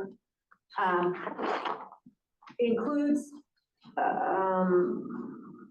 see here, housing, childcare, fiber, and then it also includes and specific community partner priority projects. So there is something in that we could fund other projects as well. So my recommendation would be just to include that language that you just read out of that, you know, the strategic plan, just so it's spelled out in here. In the more locked down version, the recent one? Yes. This was the latest one, right? Yes. Because one of the things, there was a couple things we did in this, because before, everything always had to go back before the budget committee. I think we eliminated that because we opened up it to all year long. And I think if you look at the thing, it says cycle 1, cycle 2. I think it was when they had enough that they decided to go through them and do them, but they perpetually kept them open. Okay. And the original one, I think, cited that having the budget committee, and they were only doing like a spring and a fall. Right. Originally. So if you went back to that other one, you'd have to change all that language. And it is just for this year. It looked like it was last year and this year. And then we can rediscuss how we want to proceed. One of the issues we're in is because of everything that happened with the administration, this is behind. We funded the capital, we funded the operational support, we funded the north and south end special projects, but this one it's not quite behind, but getting this pre-work done is, we're behind the 8 ball. So if we can fund any project with the new guidelines, are we comfortable with that? Even though we would also be able to fund housing, childcare, and fiber, in addition to any projects that serve in a supportive, resourceful role, cities, schools, or taxing districts, local organizations to help improve livability and address barriers to growth in our communities. That would be a project that we could include. Yeah, we could just add that language behind the. Okay. Where you have the forward up there. Right. Okay. And it talks about the strategic plan, specifically housing, early education access, shovel-ready industrial lands, and specific community partner priority projects. And then I would just include that language. What do we think about the match? For other capital projects other than housing and early education, it's a 75% match. That seems high.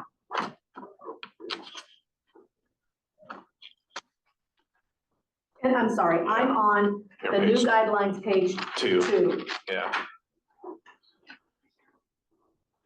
Yeah, I guess I missed that, reading over it, but that does seem pretty high. Was that kind of how it's been, or? Yes, I don't remember looking at one that did that, but. I would entertain reducing that to 50%. That's still up there, but. I mean, doesn't mean you have to give 50, right? I mean, we still. It would be, they have to come up with 50% of what they're requesting. Right. Do you have any thoughts on that? I would be curious of what the project was, you know? Because even SWCD is showing 50%. Yeah. So. Right. Would we be comfortable with 50% there? I would be. I just think it might discourage people from applying to ask for 75. Okay. So. let's see, I have any other questions? Oh, And it comes down to the court agreeing yes, to make exactly. the grant anyway. Okay, so just to go over what we discussed, and I think that's all I had. Did anybody else have anything else they wanted to ask or change?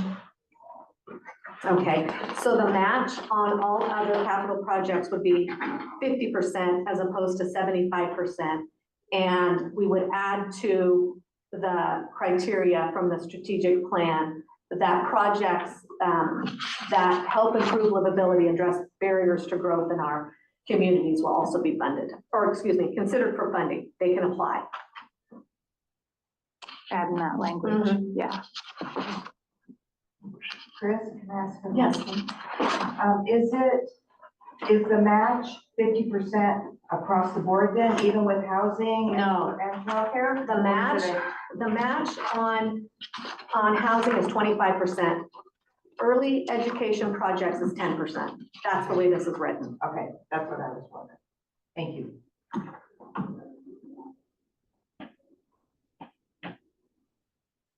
Without getting too far in the weeds, I think this is a way to address some of those other projects and still move these forward. It's just for this year, so. Agreed. Okay? Let's make a motion. I think we should have a motion on this one. I move to amend the Gilliam County Capital Investment Grant Guidelines to include eligible grant fund uses to add projects that help improve livability and address barriers to growth in our communities. And also reduce the match from 75%, matching funds, excuse me, to reduce the matching funds from 75% for other capital projects to 50%. Is there a second? I'll second the motion. All in favor? Aye. Aye. Aye. Motion carries. Okay, so we'll start that. We'll get those amended, get it in the paper, get it on the website, and get that started September 1st. And you know, typically it is at a 30-day, how long do you? I think they would just leave it open. Open applications come in and, okay, all right, okay. And then they come back. to And the I board. don't, you might be able to go back and look and see how they worded it the first year that they did it. All right. Because, you know, they may have given, because I think sometimes people, they just say, oh, it's open, then they, oh, I can apply whenever, but Okay, I don't know what kind of language you could use to help we'll look into that. push them along. Right. but Thank you. It looked like they usually would get, like, I don't know, last year, it looks like they had 3 that they called the cycle 1, and they did, you know, they did those. There's a couple of other things on this subject that I want to make sure we cover. So Brooklyn was good enough to create a spreadsheet, and she took all of the, this should be on the website too, the Gilliam County website, all of the projects, because we couldn't find a spreadsheet that showed this is a big pot of money, and we want to be sure we didn't have outstanding obligations that exceeded our budget amount. So operational support and capital investments are in a line item, and it's $6 million, and then there's a carryover line item for around $800,000. That's a general number.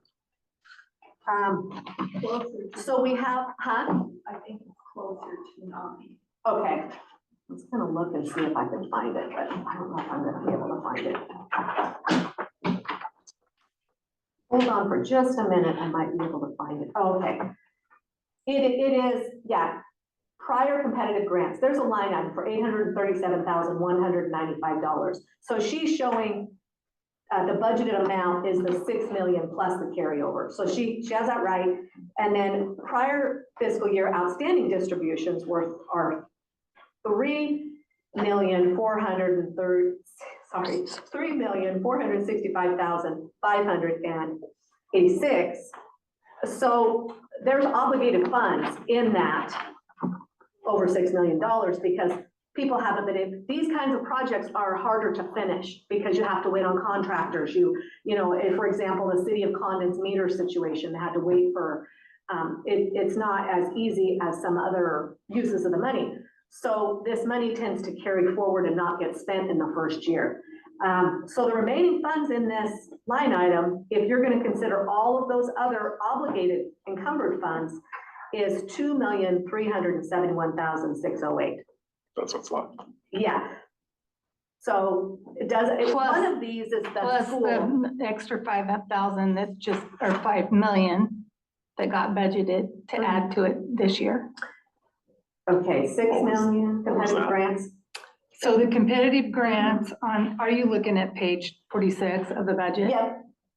So the competitive grant program is 6 million, which 1 million of that was dedicated to the operational. So that leaves 5 million in that. True, except for there are ongoing projects that they haven't spent all their money, they've asked for extensions on. But those should have been in the money that was last year. I don't think it got spent. Where did it go?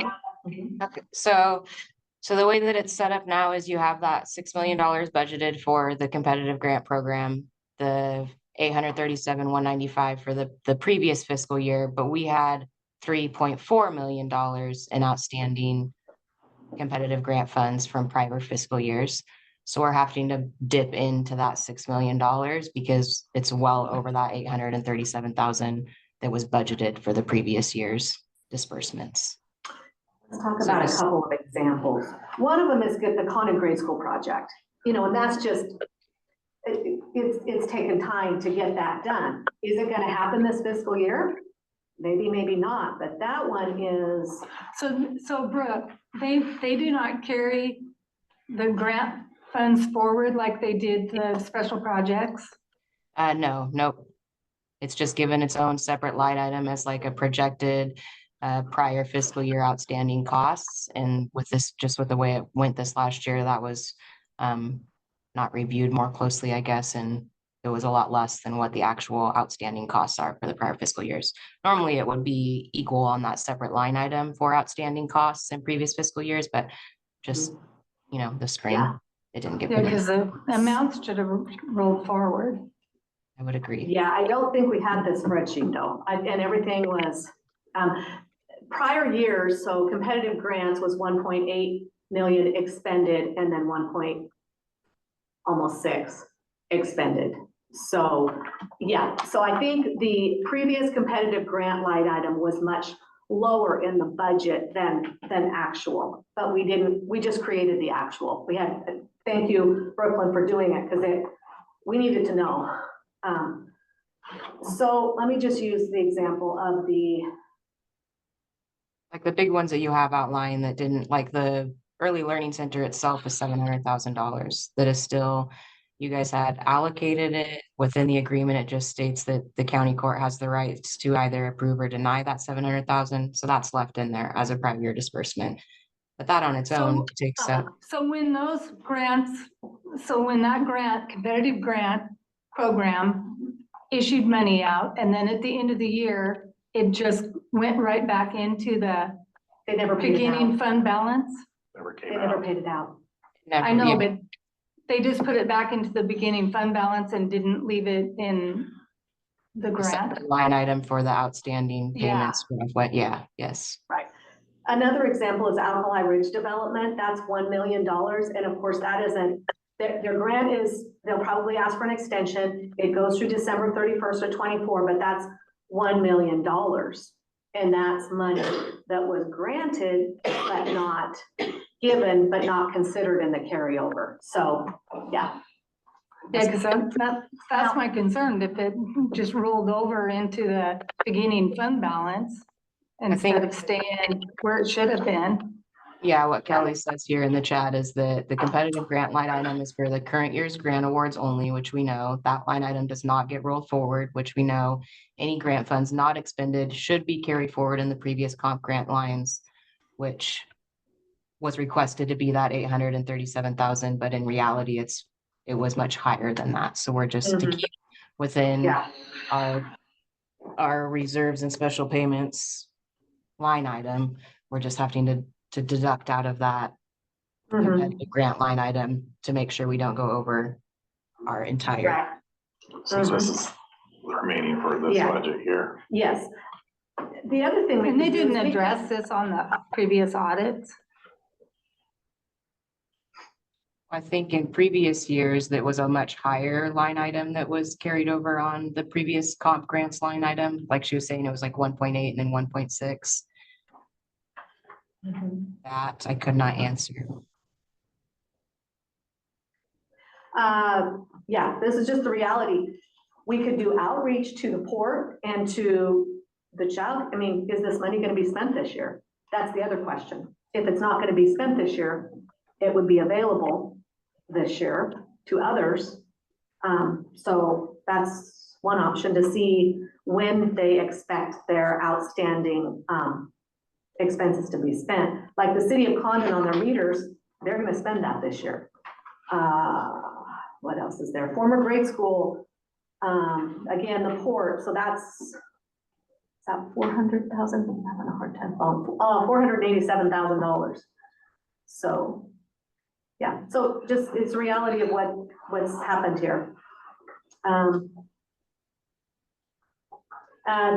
So Chamber of how do we Commerce make sure that upstairs it doesn't happen in the future? have a spreadsheet. Yeah. But it should have been reflected in the budget, I guess. Yeah.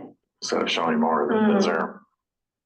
Yeah, it should have been carried over within the competitive, which apparently part of it was 800 and some, but not. Yeah, I just think until Brooklyn was able just to really dig into it and we found a spreadsheet for operational support. We found one for North and South End, but we couldn't find one for capital. We knew we had to get it because it's the biggest pot of money.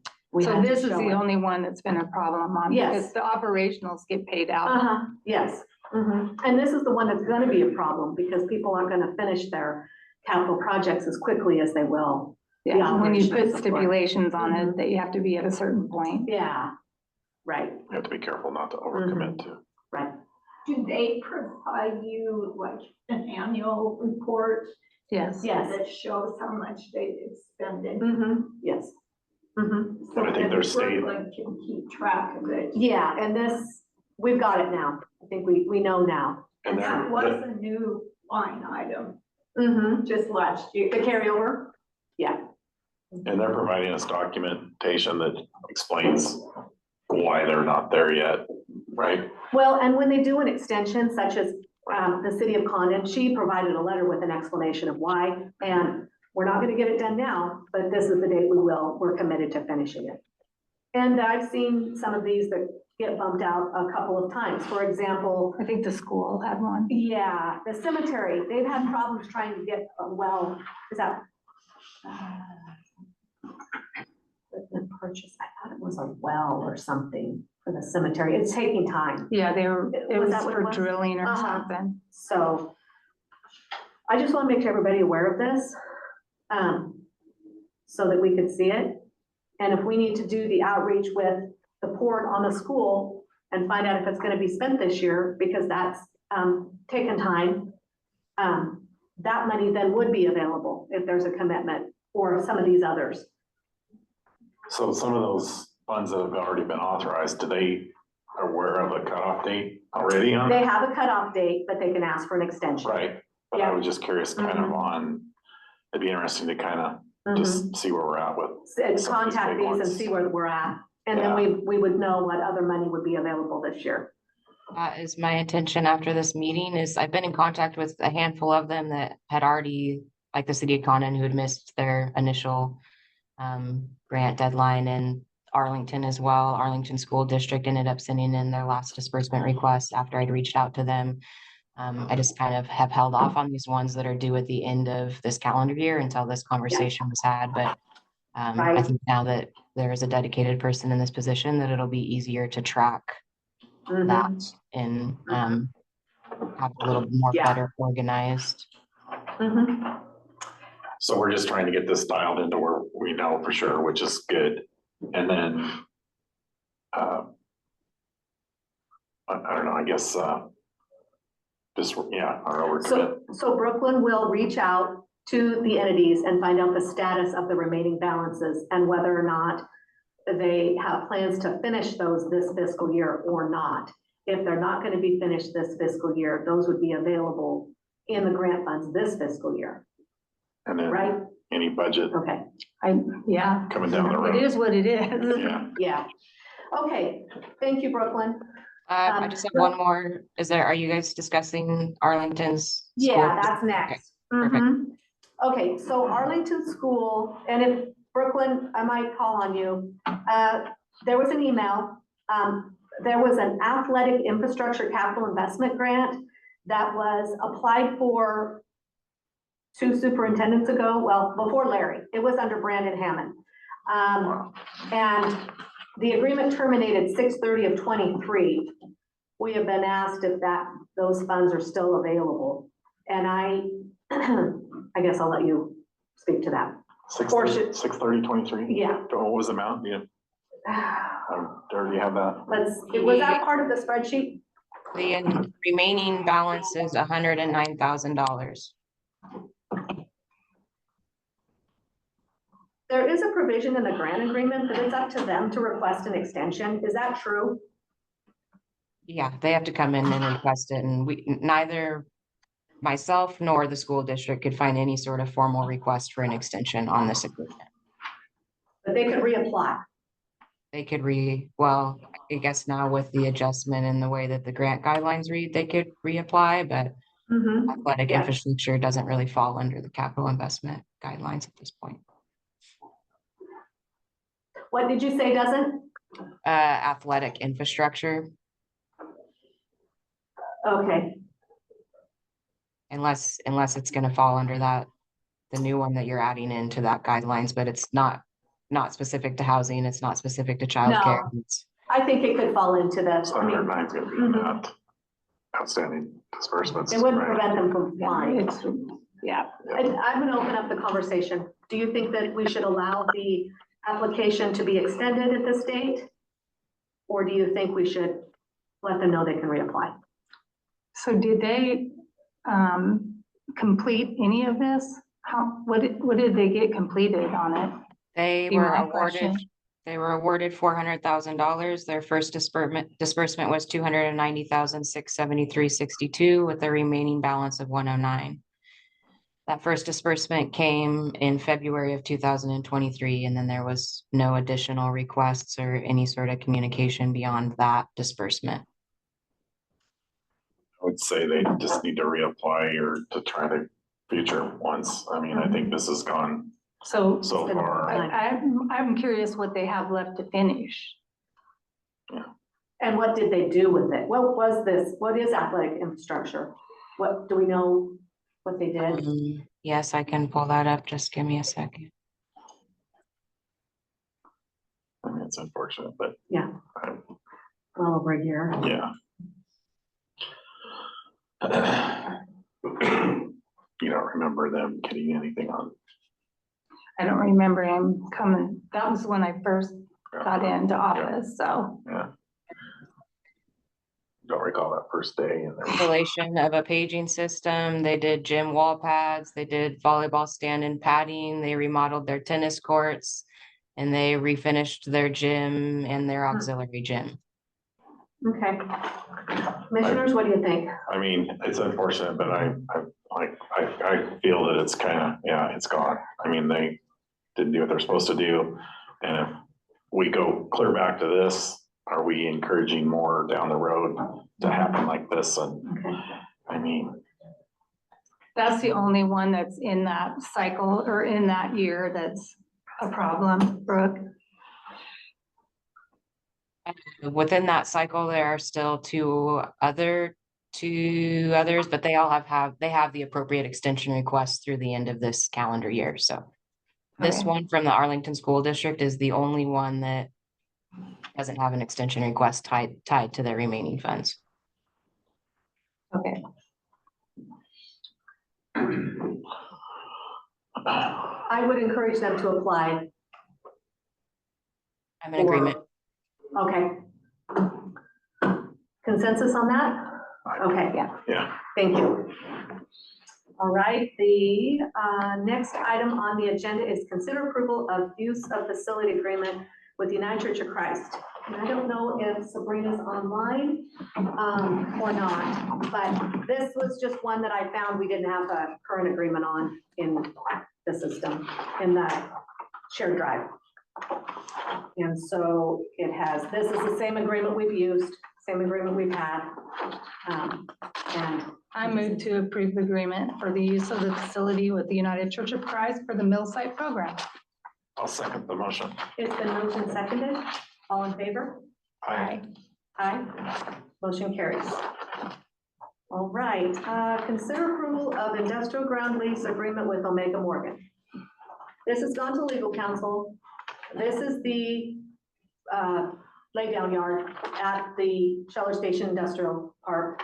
It's a pretty complex agreement because it allows them to expand or grow the space they use. So it depends on how much they use. This has gone through legal. She had many notes and we just went back and forth a couple of times on this. We did increase the amount for a maximum of $16,000 a month, right? And it was $14,800. And so that's one change. The only other change is the ability to remove the east side laydown yard, which after 26 or in 26, I think, because there may be another interest in that because it's another development. And that's this. Yeah, that's the east side in the red. And so this was an experience for me because I've never, once we found out this was expired, I was like, okay, we're gonna dig into this and figure out how to do this. I found it very complex because it's 35 acres, but it's only based on what they use. If they use all of it, they pay us the $16,000 a month. But if it's less, then they pay us less. And that's the way the original contract was written, and it's been that way. And this was a 3-year, what is it? Or It is, let's see, it terminates, it terminates May 31st, 2026, but there is extensions. Is it 2 1-year extensions? Do you remember, Anya? I think it is.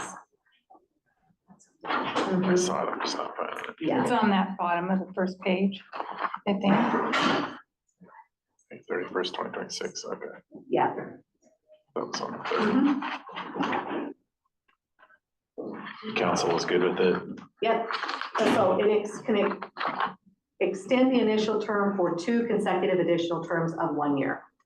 So, and they can, if they're not using it, if we're gonna have growth and development, they can make sure the whole thing is used under their own contract. Are you comfortable with it? Look at it.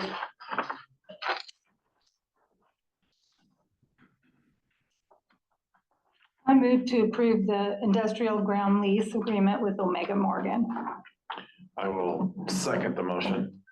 It's been moved and seconded to approve the Omega Morgan industrial ground lease. All in favor? Aye. Aye. Aye. Motion carries. Okay. We are to a presentation on the Woolery. Start with Brad McGuire. I received a note and then go on to Brad Bear. Wait, you had this booked up for me. This could be a 15-minute presentation, did you Yeah, say? I'm gonna go fast. Okay. Most of my thing is gonna be visual. Okay. So if anybody has any questions on the Woolery, Thank you. this is just showcasing the work we've done. Yeah.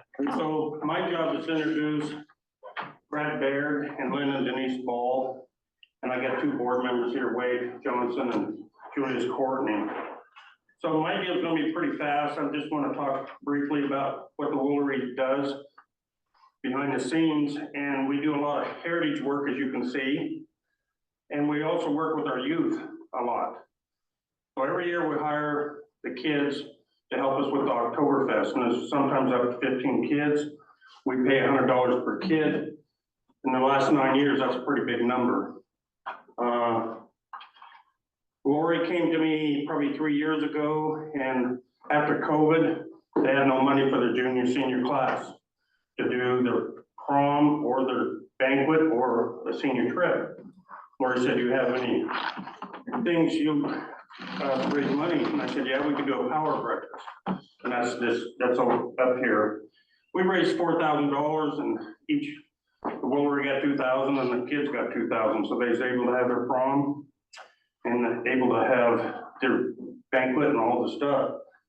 This picture here, I really love. The town is only 5 years old and look how far they came. They must have had some great leadership, because that's a heck of a town with no skill saws and no power equipment at all, but that's a heck of a town. And somebody had to coordinate all the cattle and the sheep and the horses to be watered. They went right through town to get the water. So it must have been, this country must have been full of animals to get ready to be transported. I want to talk on heritage a little bit with J.W. Smith. He was our very first judge in the county. I don't know what number you are, Chris, Patnode, but I mean, that was pretty cool. The only thing that was survived, the courthouse burnt down when he was in office, and they threw his chair out the window. And it's up at the museum in Condon. So when I did this presentation, I used his chair. We also provided a play with the kids. So the Woolery is more than just a building. We're trying to be part of the community and building with youth and our elderly and bringing people together. I feel Arlington's missing a lot with their heritage and socialization. And I'm hoping the Woolery will bring people closer together. In your book, well, if you guys read your books, it's got a lot of information in there on our accomplishments. Brad Baird is going to do a lot of talking for us on what we've done. Brad's worked with us 4 or 5 years, and he's allowed us to make payments all these years. So every time we do a project, fundraising wise, like the Oktoberfest, we get Anderson Perry another check. So what he's been record, we've spent a lot of money on this stuff, get to where we are today. And he's got our site plan done, and it's even updated from that one there. He's got a lot of stuff. So I'm gonna turn it over to him, and then Len Ball will be behind him. What I see, what was sad for me just last week, Gordon Aiken, they did what do they call, celebration of life. And it wasn't done here. It was done in Echo, Oregon.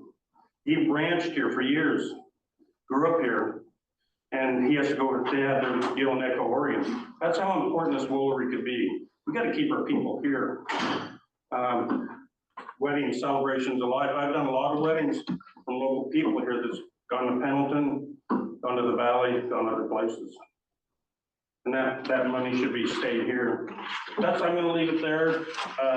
We got a lot of ground to cover, and I'll let Brad take over from there.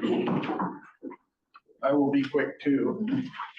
Due to your scheduling. No, don't let us stop you. This is your floor. Okay, well, appreciate that. Appreciate the time. I give it to her, Brad. Oh, Yes. thank you. There you go. Yeah, I wrote this down so you wouldn't have to take notes. You guys, yeah, we've been fortunate to help the Woolery over these years. You want me to talk from here or there? Doesn't matter. Here? It's better on the microphone. Okay, Sorry. sounds good. Yeah, we've been hired by the Woolery to help out from an engineering and permitting perspective and a land use perspective is where we're involved. That site created a lot of different challenges for the Woolery, so what we thought we'd do is just show you what we've done to date. And yeah, we've been fortunate to be able to work with the Woolery over time. We have so many other active projects in the area, and we have donated some of our services to try to help the project move along. But I'm sure you're aware of what the project is there on the top of page 1, being an event center, and bottom of page 1 is all the different things that could happen there. And Rod's talked about this a lot in the past with just different events that could occur. So if you go to page 2, what are we doing to help the Woolery? Well, we've been working, I think it's about 5 years now, to help them through all the different logistics type things that a consultant would help an entity like the Woolery with. And they're listed here.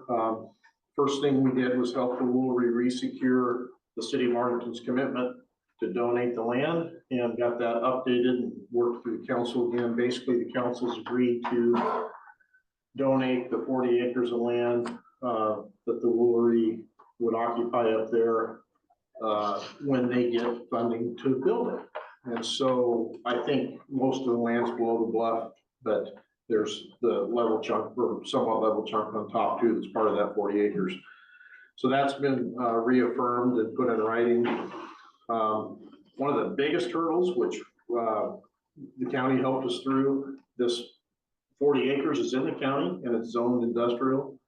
So would that type of facility be allowed in an industrial zone? So we worked with Michelle Colby at the time, went through the entire process, if any of you remember, and got the intended use of this facility approved within the industrial county zone. So that's been completed.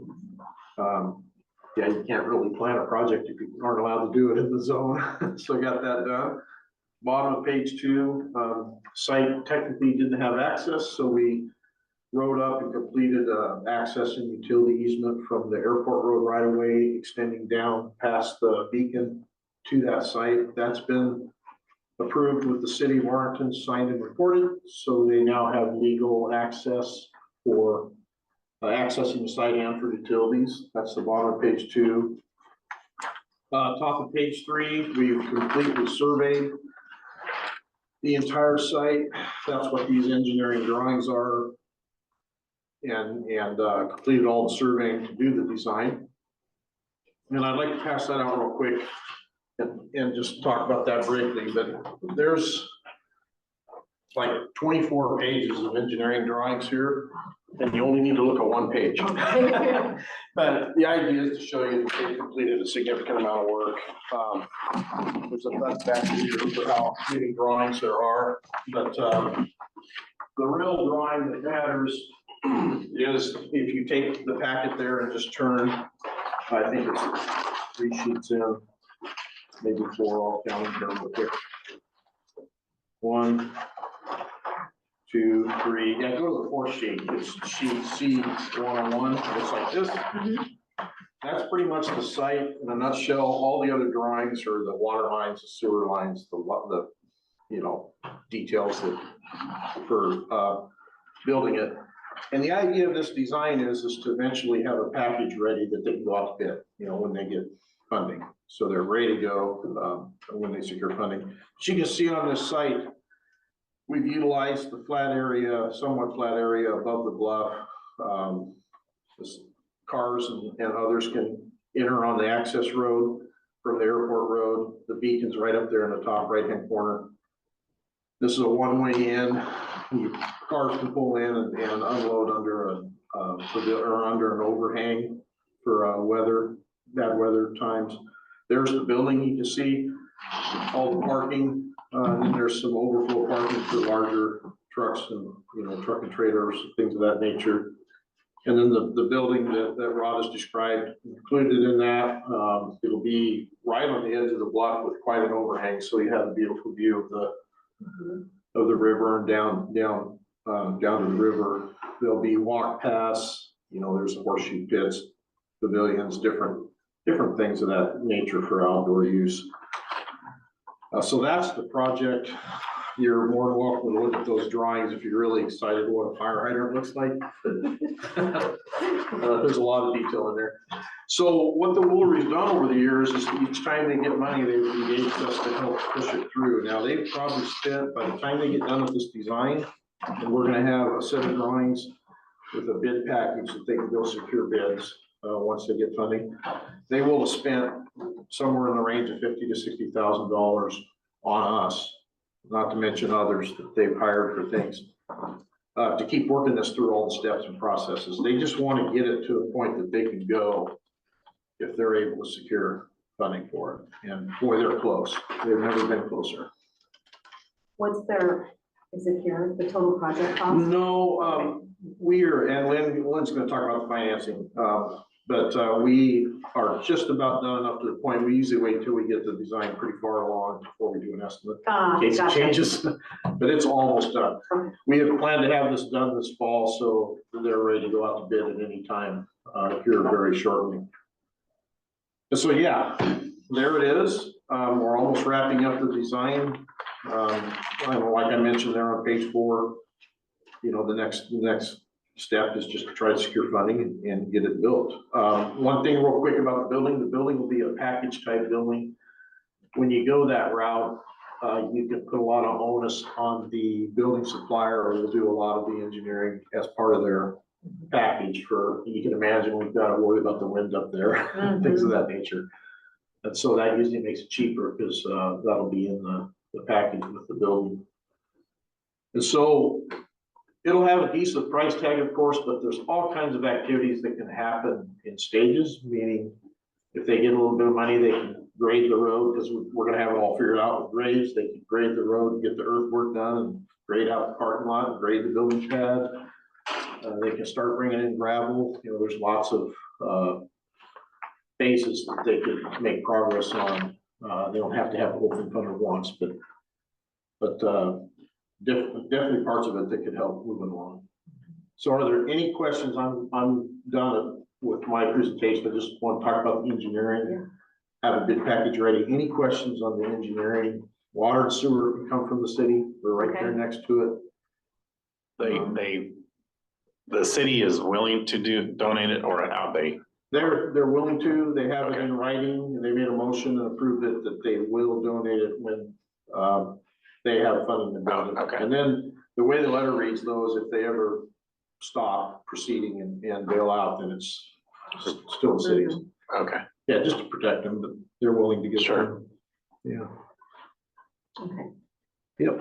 And then water and sewer are actually very close. It's just a little bit east to Is the the city helping with that, or is that gonna be at the project's expense? project. Okay. Yeah.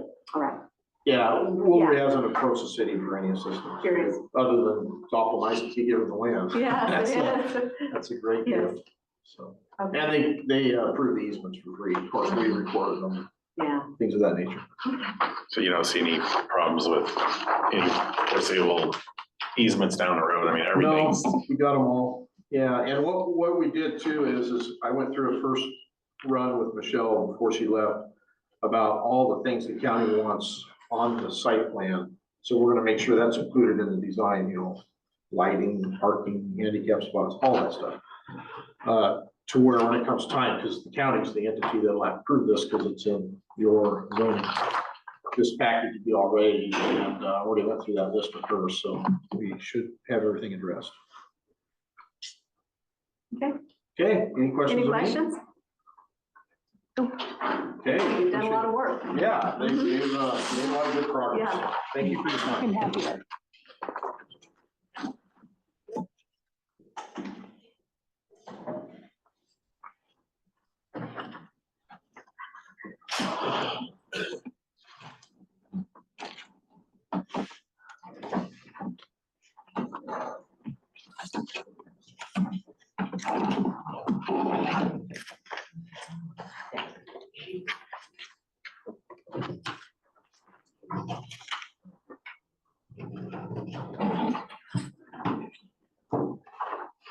Thank you for letting me come here, Commissioners and Judge Patnode. I wanted to go over with you guys and see if there's any questions on the Woolery project organizational information and the income expense projections. And I sent, Oh, yeah. you guys all probably have that attachment in front of you. Do you have it? Yes. So in putting this together, I called, for instance, Quincy Washington, talked to Kat Calabas, who's the director of the chamber over there, and found out what kind of impact large events have to their community. And one of the questions we had here is where will people stay? So what the chamber does over there, Quincy can't hold the people for the big boards concert. So they have a liaison with Moses Lake, Wenatchee, Soap Lake, and all those people. And then the people come back after they've been there, they kind of get interested in the area. And they say, well, let's go back and do a little tourist stuff. So they get a double whammy on it. The funding request that we would like is $175,000. We have $26,000 on cash on hand. We're expecting 25 for the Oktoberfest gross revenues. And you can read down through that. So we end up with a balance of $155,600. So if we were to get the 175, that would put us in a position where we could get up to $600,000 in other grants because they have a 25% match requirement, and that would still leave us a little left over because 150 does that.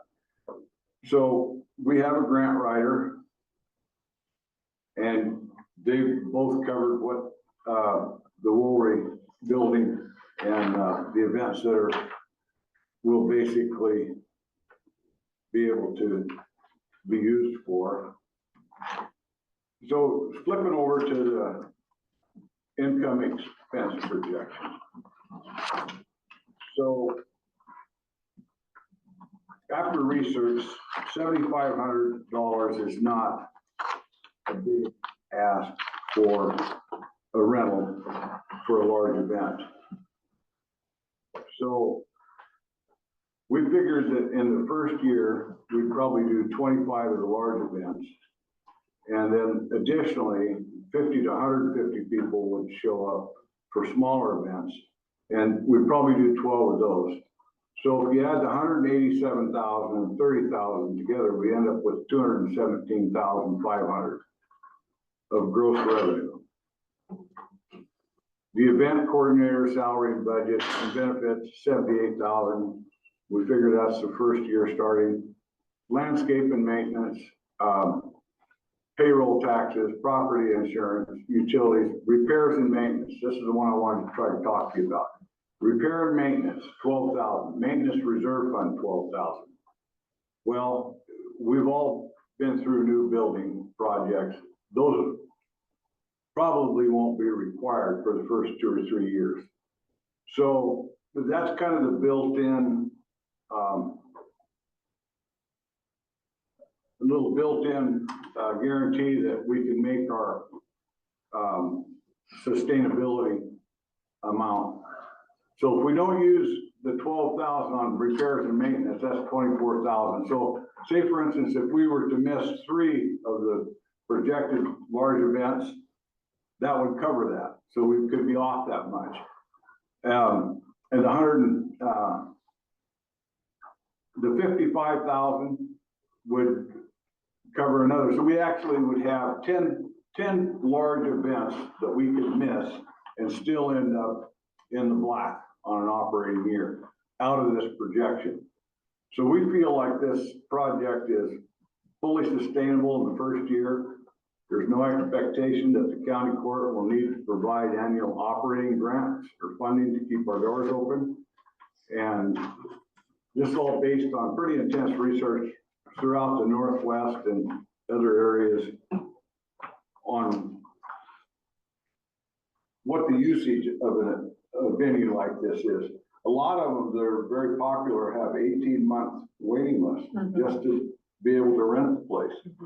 And this building that we're gonna put up there, after looking at all the different venues from Montana to Northern California and all the area in between, this building will be equivalent to and better than anything else that's out there that's available. So I don't think we're gonna have a problem with this sustainability. But what we have right now is momentum. And so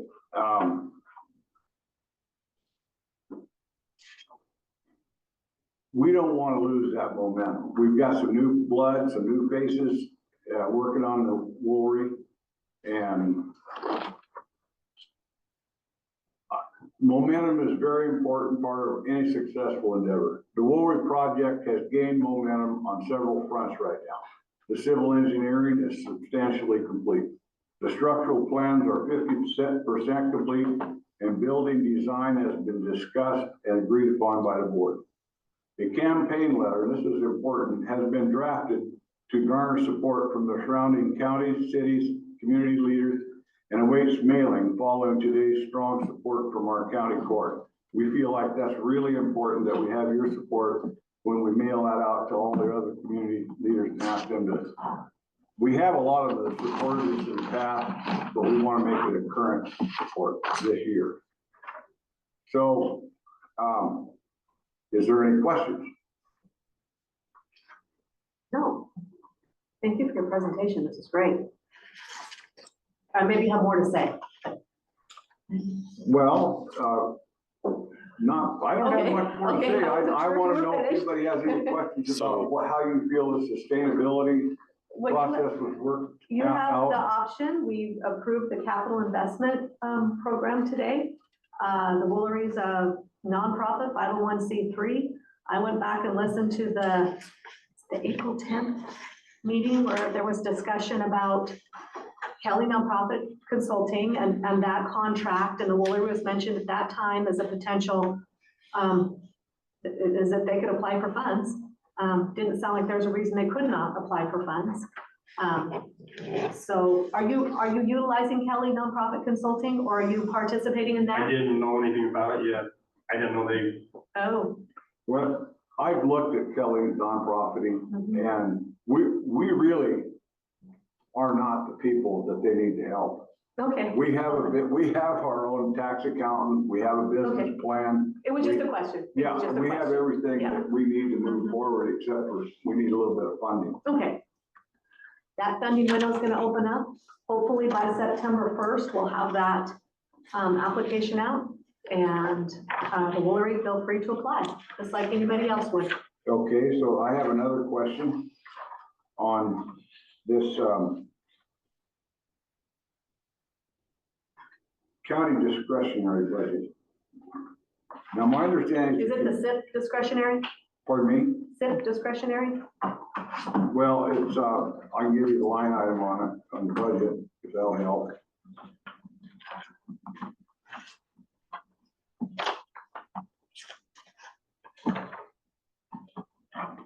It's, 5-50-5120. Yeah, that has some obligation on the library.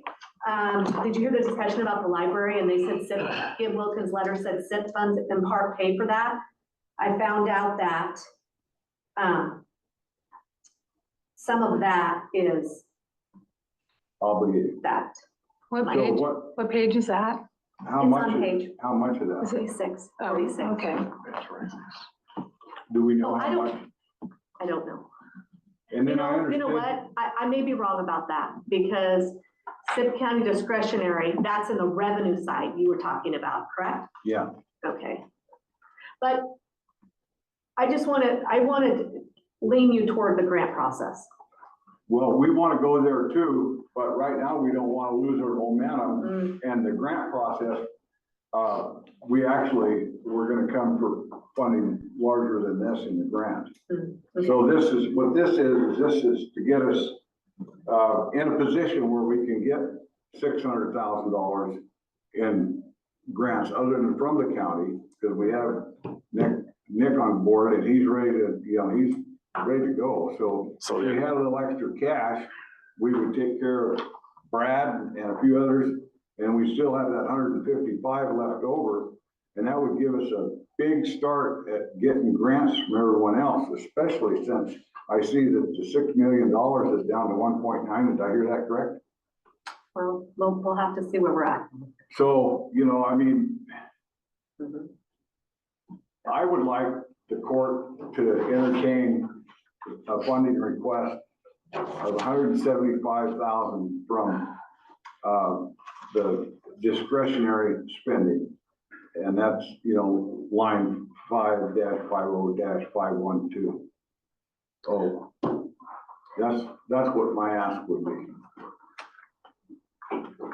I think you should do the grant process. It's opening on September 1st, so that's a week and a half away, so. And we also have, And I think if you're looking for more money down the road, it'd be better to have do that grant ask and have it all spelled out for us. What you're actually asking for.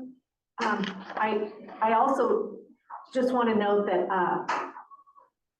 there is going to be outreach on those outstanding balances to see what available funds there will be in that $6 million. So.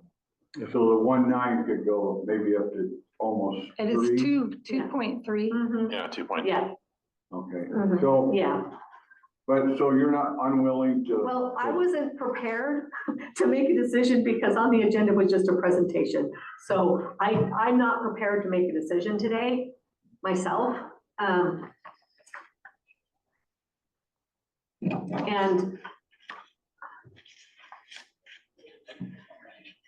we're gonna open up the grant funds right away. So to get that other 600,000 that you're talking in additional grant funding, that's a projection, I assume, that Mr. Ducote can get for you think? Yeah, Ducote said that Ducote, he can get us 25% matching fund in grants. And so that 150 that we would have as a balance, you know, would make it so that times 4 is 600,000. So that's why I thought it would be a good place to ask was from the discretionary line for that reason. Because it gets us kicked off, it gets us moving. It's important to stay focused on where we're going and keep the march on pace. If we have to keep waiting and. So September 1st, if the funding cycle opens September 1st and you're able to apply immediately and we can fund quickly, we have 2 meetings in September. I'm not speaking for everyone. I'm just giving a what if scenario.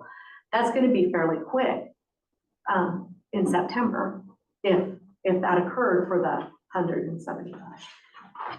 Okay, so then I guess I'm just gonna have to ask you straight out, what do you say with the discretionary money for? Well, I can't speak to that because I didn't know that was going to be a question. I've been on the job for about 10 weeks and I can't speak to where that money goes without studying the budget or speaking to our treasurer or our finance director.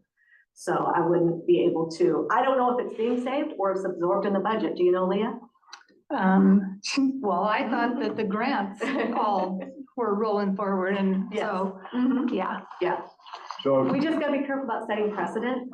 Yeah, because Our then other everybody's gonna scenario- come in and go, hey, give me money out of that line item. Yeah. I think they set up don't a put it in grant. there if you don't I want people think to ask for it. I think well, you could virtually ask for any line Yeah. item in any of these then, Len. Yes, I know it. But, I think we're trying to give you an alternative, way to move forward quickly. Okay, but I would like an answer on whether or not that money is available for anything in the nature of what I'm trying to. The discretionary. I Yeah, can't I speak just- to that because I do not. You mean know like the where whole it's 5 at. million or what No, part? there's 500,000 and I was wanting to have 175 of it. So, I'm asking for way less than half of it. And it's to keep our momentum going, it's to get our 600,000 grant ask in the pipeline, not wait, a month more and keep waiting. We have another issue that we have logs that we have to order. And if those logs don't get ordered before October 1st, That throws us off a complete year, and the logs will cost $200,000 more the following year. So there were, north and south end special project money, and there was operational support money that was available. When were those grants out? Last spring, April. and we awarded those, but then there was no application from the Woolery then. Go ahead, Denise. He was told by the court when they gave him $10,000, do not come to the court for any additional funding. Okay. I don't think there's been And, enough. okay, again, which court was that? Because it's not a court I was ever part of. And I actually had a long conversation with Rod, so we're dredging up the past. Okay, that's fine. Let's just go ahead and move on. I did apply, but I never got any feedback. Okay, we never found an application. We went and looked. We saw that you had signed up for Kelly Nonprofit Consulting or provided a letter of interest, a response to that, but we couldn't find an application. So, For a special project Yes. grant?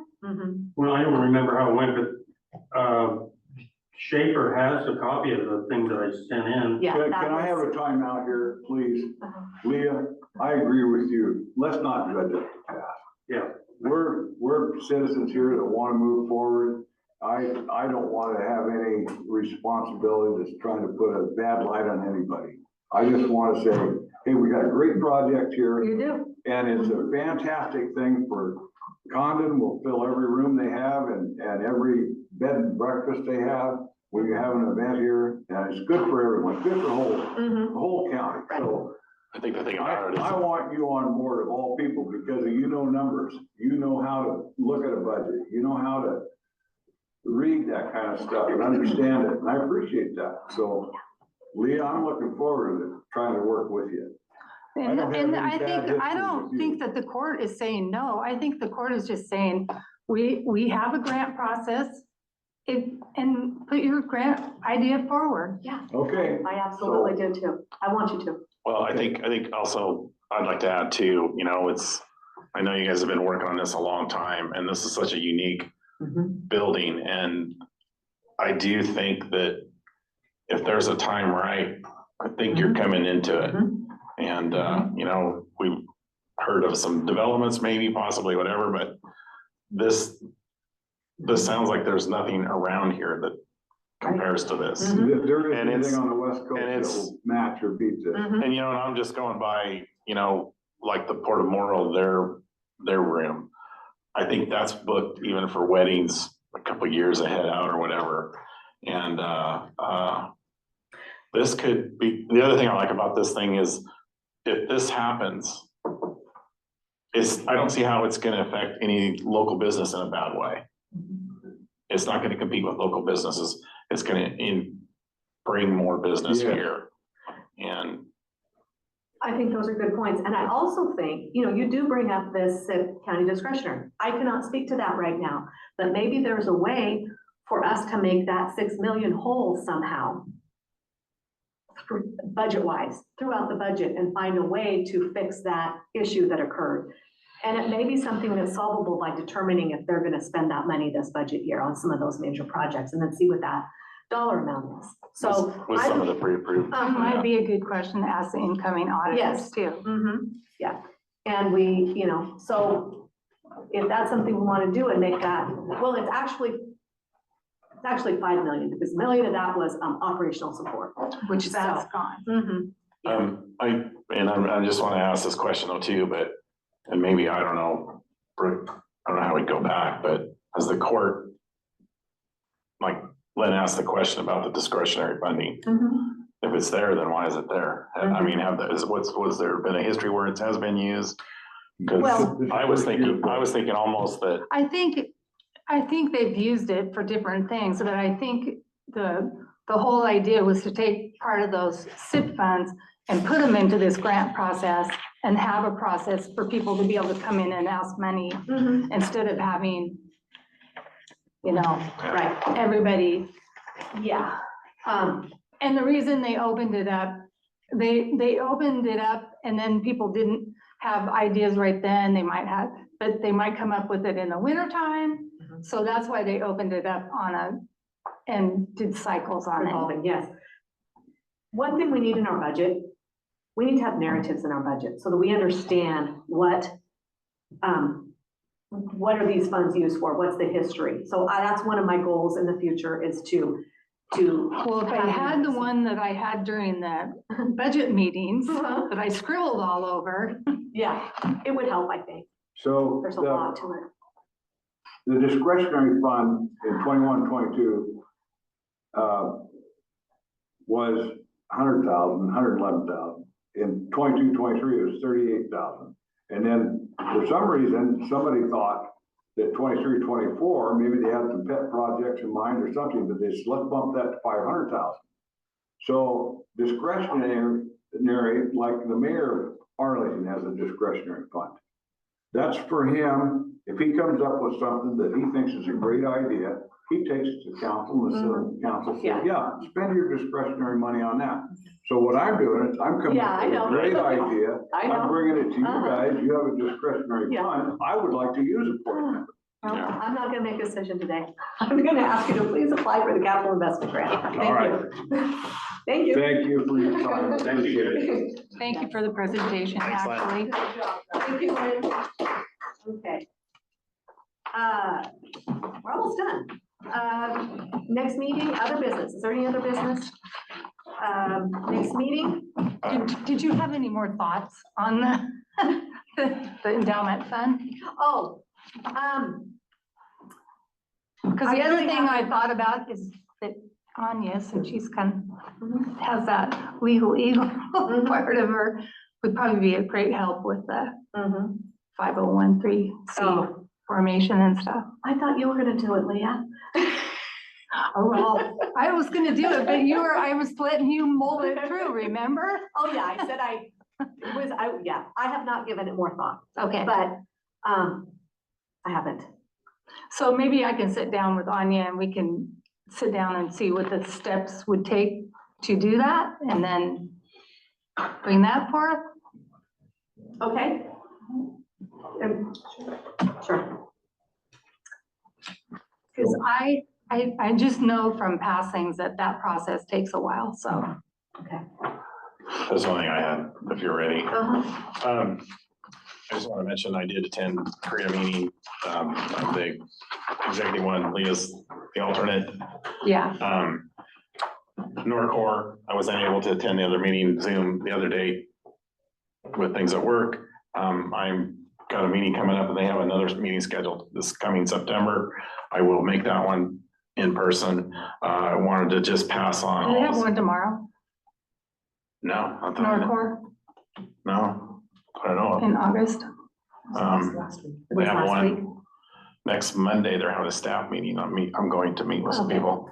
And I just wanted to a little bit, I've met with Waste Management. I'm trying to get in contact with Mr. Hosapple and Dewey and trying to get some stuff going on the road project.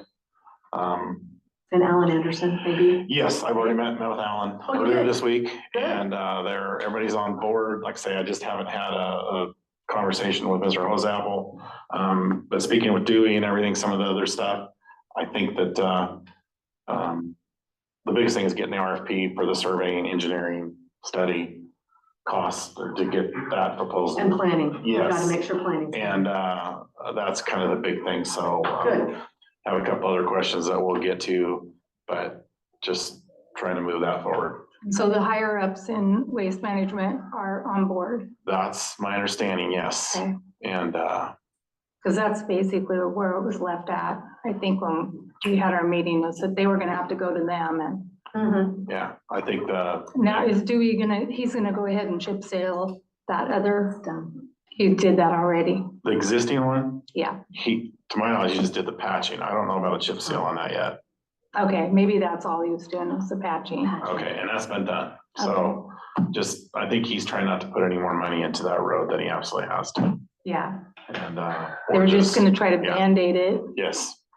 So, but anyway, Dewey's pretty confident that they can do it for way less than half of what It wouldn't have to be contracted, but That'll be great. anyway, just little Mhm. information. Good. Do you have anything, Leah? No, I have a CAPCO meeting tomorrow that I'll do on Teams, so, other than that, I may be going in surgery in September, so. So that brings us to September 4th. Will you be here September 4th? Yeah, I should be. Okay, then we'll play the next one by ear and see where you're at, which would be the 18th. Which I can always attend Virtually. via, yeah. Okay, September 4th. okay, so And the Gilliam County Fair oh, yes. starts next week for everybody, so So early this year. planning services contract with the city of Boardman is in place, the transition's been made, and work is underway, the website's been updated, and records have been transferred. That's all set. It's transferred out of Matt Davis's and into Stephanie Case and Carla McLean. So I feel good about that. So are they coming to Condon now? They are coming, she was here about a week ago, so Okay. she's coming Weekly? periodically. Okay. Mhm. What they're doing is when there's multiple cases, they're gonna come rather than come on a Tuesday and nobody be here or Wednesday. Mhm. So when there's multiple people that wanna see her, they'll come then. Broadband technical assistant grant, everything is in the works on that. That's the whole setting that's moving forward. Shelter Station Industrial Park, Ardent Mills lease is coming up spring of 2025. Initial negotiations have begun. The original lease was 20 years old, so it's been a long time since that one has been looked at. Shelter Station Grain Lab, Anya has done some initial research and she's working on researching with Economic Development Administration documentation needed for spring of 25, where we could use the building unencumbered. We just That's gotta when know- they get out from underneath. Yeah, we gotta find out, what does the Economic Development Administration require for documentation for us to be free and clear? Because Ardent Mills hasn't come forward on there. And if this is gonna happen in the spring of 25, that's just around the corner. And then we could maybe use it for whatever we wanted. Is that why they backed out of it? I don't know. They Yeah. just didn't like some of the stipulations that were in that lease. Oh, okay. And I told them to give me put that in writing and we'll go back, and they never did. So, Omega Morgan contract was negotiated. We took care of that today. Leaning Juniper 2 repower project and initial meetings planned with Darren Kavanaugh. That's the new Brian Wolf. What's his name? Brian Wolf, the solar. Oh. Yeah, this is the new guy. Yeah, Brian Walsh. This is going to involve some discussions of a new SIP potentially, because it was a SIP that ran out, but this is a repower. And we're talking with the attorney to find out if they're eligible, which Business Oregon isn't gonna allow them to do it if they aren't eligible, but they believe they're eligible for a new SIP under the repower. So that's interesting. EV charging, the legal counsel reviewed it, approved the grant agreement, signed and returned the grant. This is a grant with a 10-year window. I don't know, did you know that? They have 10 years to complete it. I don't know how quick this is gonna happen because ODOT does the project. They're the ones, they put the EV stations in? Oh, God. They applied on our behalf. It's a federal grant, ODOT applied on Gilliam County's behalf. So we'll see how that all plays out. The deflection program, work with Karen, Community Counseling Solutions, Lone Rock Fire, went to a community meeting for that. Cedar Springs Road relocation grant talked about.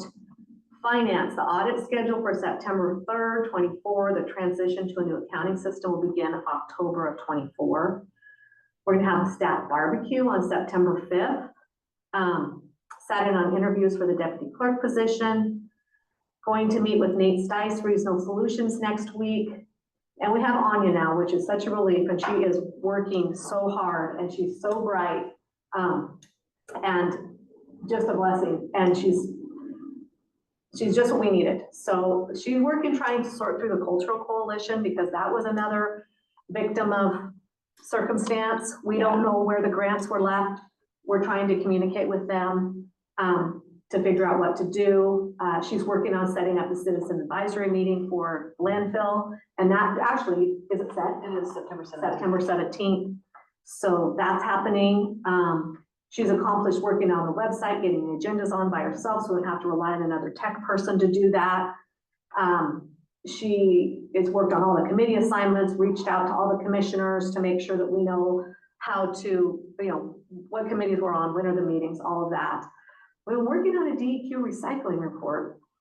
Which, Oh, yeah, I started on that, and then I was like, this is gonna have to go to the back burner. yes, yeah, that was an interesting one. So we have reached out to the city of Arlington and Waste Management and going to reach out to the city of Condon. It sounds like they want us to do a newsletter, something in writing and on So, our website. Did they send you the report that was sent?